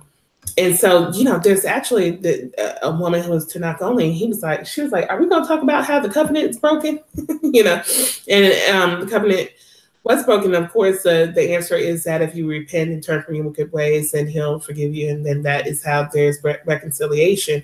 But the point is that you never turn from your wicked ways. You're still as wicked as you were before. It's not where you're never going to be wicked. You're never going to lose your temper. You're never going to treat somebody and how they feel offended, and so you need the help.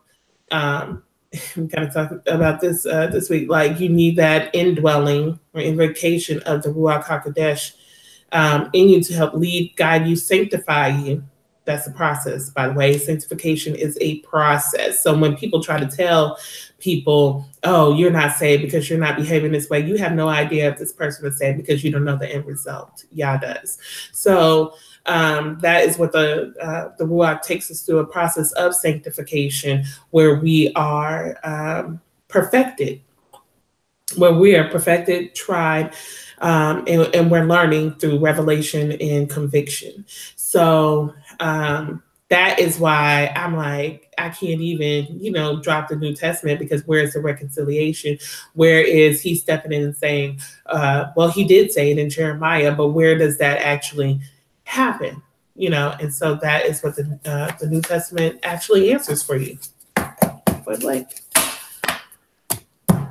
100% correct. That is exactly what the New Testament is. It's Christ coming in, and the new covenant is the promise of the Holy Spirit and everything. Like the sister said, you know, the indwelling of the Spirit, and God pretty much saying, I'm going to take the reins. Because when we read in Jeremiah 31, you know, that was his promise. He said, you know, I'm going to put my laws in your mind and write them upon your hearts.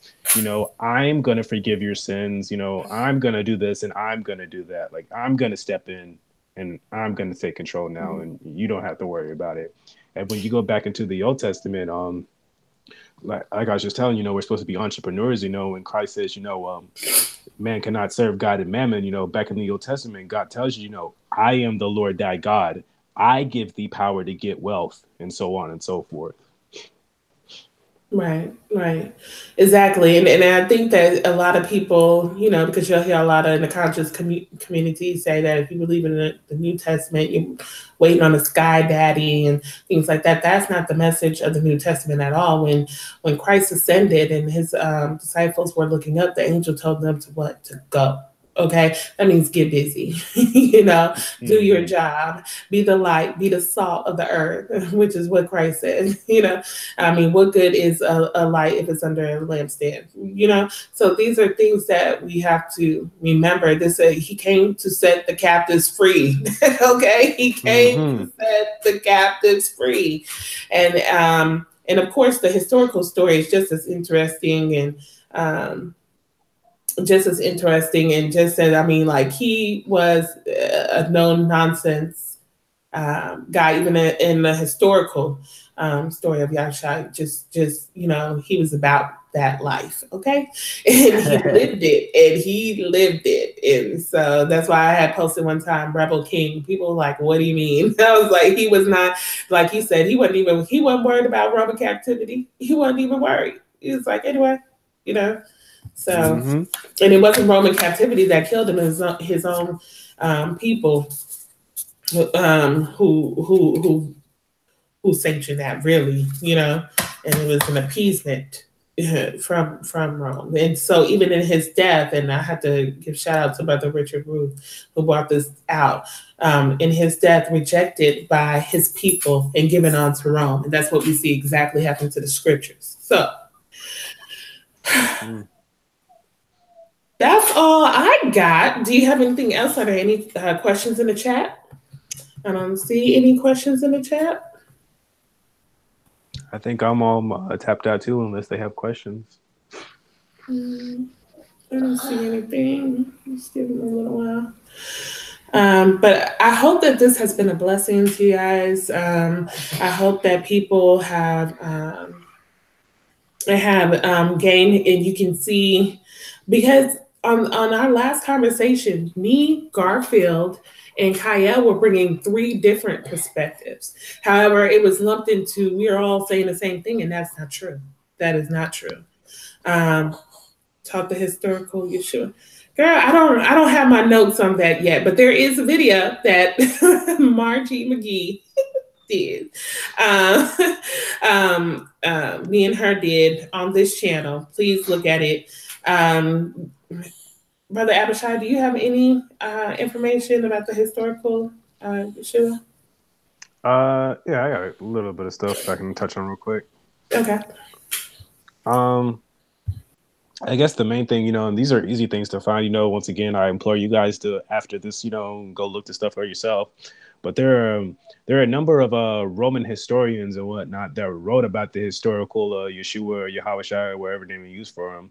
They wrote about the historical Christ and whatnot. And these are secular writers, you know, so they're not even believers in Christ. A lot of them, you'll see them slamming Christ, you know, slamming Christ and slamming the Christians. But you have the Roman historian Tacitus, and he wrote in around 64 AD, and he says Nero fastened the guilt on a class hated for their abominations called Christians by populace. Christus, from whom the name had its origin, suffered the extreme penalty during the reign of Tiberius at the hands of Pontius Pilate, and a most mischievous superstition, thus checked for the moment, again broke out not only in Judea, the first source of the evil, but even in Rome. So here you see he's talking about Christ, the Messiah, who was crucified by Pontius Pilate in the reign of Tiberius. He says these Christians are an abomination, hated for their abominations. He said their evil was for a moment put in check, but it broke out again, not only in Judea, which was the source of it, but then it broke out into Rome as well, which we know that to be accurate with what the Bible says. And that was written around 64 AD. You have statements from Pliny the Younger from around 112 AD. Statements from Josephus, of course, we all know about Josephus. And yeah. And then, of course, you have I take it with a grain of salt, but then you have the Babylonian Talmud, with these modern day Jews and whatnot, where the interesting thing about it is the modern day Jews, they don't deny the historicity of the Christ. And even like secular historians and stuff like that and scientists, none of them deny Christ being an actual historical figure. The only thing that they deny was that he was from God or anything like that. And what the modern day Jews say is that he went into the temple. It's some weird understanding, but he went into the temple, obtained the name of God, and somehow, some way, you're supposed to relieve the name of God before you leave the temple, but he didn't relieve the name, so he left the temple with the name of God on him, or the power of God, and then he went around healing people and whatnot. And according to them, that was a blasphemy and stuff like that. So no matter where you look outside of like, a Christian faith, in these like secular sources, the only people who say there wasn't a historical Christ are the people who don't want to research and don't want to look into the information. The real historians, the secular historians who they're not even Christians, will tell you there was at least this guy who was running around, a physical guy named Jesus Christ or Yeshua or Yahushua or whatever name you want to use. In fact, we have more information, historical documentation for a historical Christ than we have for Nero Caesar. But you don't hear anybody saying that Nero Caesar wasn't a real guy. Absolutely. Absolutely. So, yeah, go ahead. I will try with that. So, yeah. So I think I'm tapped out. You're tapped out. So I want to announce, like, on the page, I'm going to try to do. Of course, we have a few different things. Like, this has been fact, fiction, or true, just to get to the nitty gritty of these arguments that I was seeing on Facebook, where it seemed like certain groups of people were saying this is not true, that's not true. Certain people were saying, oh, we need to get back to the African systems because that's really what it was. Yeah, I do believe that the biblical practice of the religion, or, the way of life, most would say, is the African system. Don't get me wrong. And are we getting caught in language barriers? Absolutely. But like I said, this week we have to be careful about what we're trying to delve into, and we have to have proper t-shirts, and that's for Israel included. And unfortunately, that's one of the problems in Israel is that, go ahead, Margie, go ahead and ask it. One of the problems in Israel is that we do have so many teachers who are leading people in error through this belief system. So everything and everyone who's teaching at this point, I think, should be taken with a grain of salt. If you really want to know the truth, ask the Most High for it. Okay, and go for it. Do your research, do that, and ask him to lead and guide you through the belief system, and you will get answers. You will get answers, and be convinced in your own mind about it. But it's a journey. It's not a cakewalk. It's a journey. It's going to take time.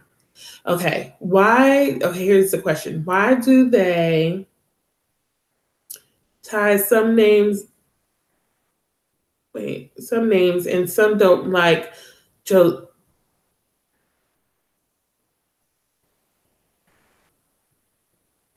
Hold on, why do they tie some names and some don't, like Joseph? The Egyptian is not his name. Why do they? You type that again, Margie. I can't understand what you're saying.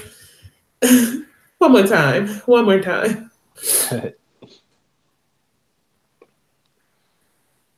We'll wait for you.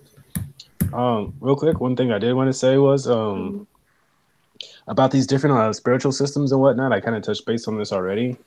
A lot of the things the Bible talks about, it's a historical fact. These things actually happen. So once again, it only makes sense that these people would have like their similar stories and whatnot. And a lot of the principles that the Bible teaches, I've talked about this with you before. I call them common sense or having a conscience. Like I shouldn't have to tell you that you shouldn't be having sex with your mom, having sex with your sister and stuff like that. I shouldn't have to tell you it's wrong to steal, it's wrong to kill. I shouldn't have to come around the corner and find you having sex with a goat and telling you, hey man, what you doing? Those are things that are like common sense, so this is why you see these like things reflected in different societies. But also the Bible, when you really get into it, what the Bible is teaching is that God, he divided the nations into their different sectors, around like 70 or 72. And then over each of these nations, he gave them a guardian angel. And these guardian angels, they had their own personal ranks and stuff like that. And so a lot of times what you'll see in these different religions and these different cultures is they're talking about their gods and their deities. And what they're really talking about is the guardian angels that God appointed to them to rule over them. And you read about this most clearly in the book of Daniel, where Daniel is talking, or not Daniel, but the angel's talking about how the prince of Persia, he stopped him, but Michael came to help him, and they're going back to war with Michael. And after that, the prince of Greece is going to come in, and how Michael is the great prince that stands for the nation of Israel, because Michael, the archangel Michael, is our guardian angel. And like I said, these different nations, their guardian angels, the prince of Persia being the guardian angel of Persia, that's their gods, their deities that they're talking about in their scriptures and stuff like that. So what we need to be careful is the Bible is describing how these guardian angels became corrupted and they became defiant and stuff like that, So even though there's a lot of truth in what these people are saying in their different religions, I talked about Hinduism and prana and akasha and all that stuff, and chi and reiki and chakra. I talked about it. There's a lot of truth there, but there's a lot of corruption there too at the same time, because these different guardian angels, according to the Bible, had their own agendas that they were trying to push. And so let me ask you this. Okay, because this kind of falls in line with henotheism, right? But let me ask you this. Do these guardian angels or deities, whatever, do they have power? Yeah, to a degree, they do have power and whatnot. The biblical story, the way it's related is God has the most supreme power and whatnot. For instance, I can't remember exactly which book it's in, but we talk about the God of the Moabites, and I think it might be Joshua or something like that. But he tells him, Chemosh, your God, he gave you guys into our hands. So it's kind of suggesting that Chemosh, the God of the Moabites, or the guardian angel of the Moabites, has the power to help them win wars and has the power to help them lose wars and so on and so forth. But their powers is relegated to them as the Most High sees fit. No angel can do any more than what God has determined. Okay, I think I got this question. She said, never mind, but I'm going to try anyway. It says, why do they mention some names and others they say the Egyptian, like in Josephus? Can you elaborate that for me? I think she's talking about Christ's name. But she said, never mind. So we'll talk about that offline, Margie. What else was I going to say? Okay, so on the page, I'm going to start doing something new. And I want to, I'm trying to get away from debate. I just, debate is, it serves its purpose, but I think that more importantly, the challenges that people have with certain things need to be addressed in a manner where people can hear. So I'm going to have a new segment. We have Holy Ground, which is where I invite people on and we talk about specific things that we want to bring out about the scriptures as far as doctrinally. And I bring in people who, I mostly agree with, at least on a particular topic that we're talking about. That's Holy Ground. And we do so in a respectful manner because that's part of what taking off your shoes is about. Okay. and this has been a segment because we have seen so many people just arguing about, oh, this isn't really real, this is real, that's real, and arguing, RBG Hebrews against, other people. And so therefore I wanted to have the conversation and have it outright. And we did last week. And so we have the other side, this is side B to that same conversation. But I want to start something, and I don't know if it'll be weekly or bi-weekly, called The Challenge. And the challenge is we'll pick a particular topic. We'll talk about it on a page, and people can actually challenge someone's theories. And then you come on and there'll be questions, and that person will just answer to it. We're not going to have a back and forth. And so the details will be on the Myrtle Nation Hebrew Israelite Information Exchange. I'll try to get it up tomorrow, if not Tuesday. What's the next thing? And the next video that should be coming up is with me, with Brother Larry Anderson. We're going to talk about Yahusha is Yah. Stay tuned for that. That's going to be a good one because Larry's done most of the digging in the scriptures. And so we're going to talk about that. But other than that, I don't have anything else. You know what I do wish, because I did watch the Solar Vision debate sometimes. I wish that they would get some women up there. We need some feminine energy on there. There's a lot of testosterone. If anybody knows a guy, ask him about that idea. Why or why not? And that's all I have. So, AbyShy, anything else? No, that'll be about it for me as well. Thank you for having me on, and thank you to the audience. Thank you, brother, for coming. I appreciate you. And he's like one of the most patient, unoffended people that I have met. So it's always a pleasure talking to you. And we need to talk offline, because I do want to kind of do a Hebrew meetup, because I've been approached by a lot of brothers and sisters who are looking for brothers and sisters in the area. And so I've been letting them know what congregations that I know. But doing a meetup is even better, just to fellowship. So, yeah, I would like you to help me with that, since we're both in the DFW area. Okay? Okay, sounds like a plan. All right. Well, shalom, shalom, everyone. Have a blessed week, and all praises to the Most High. All right. Amen.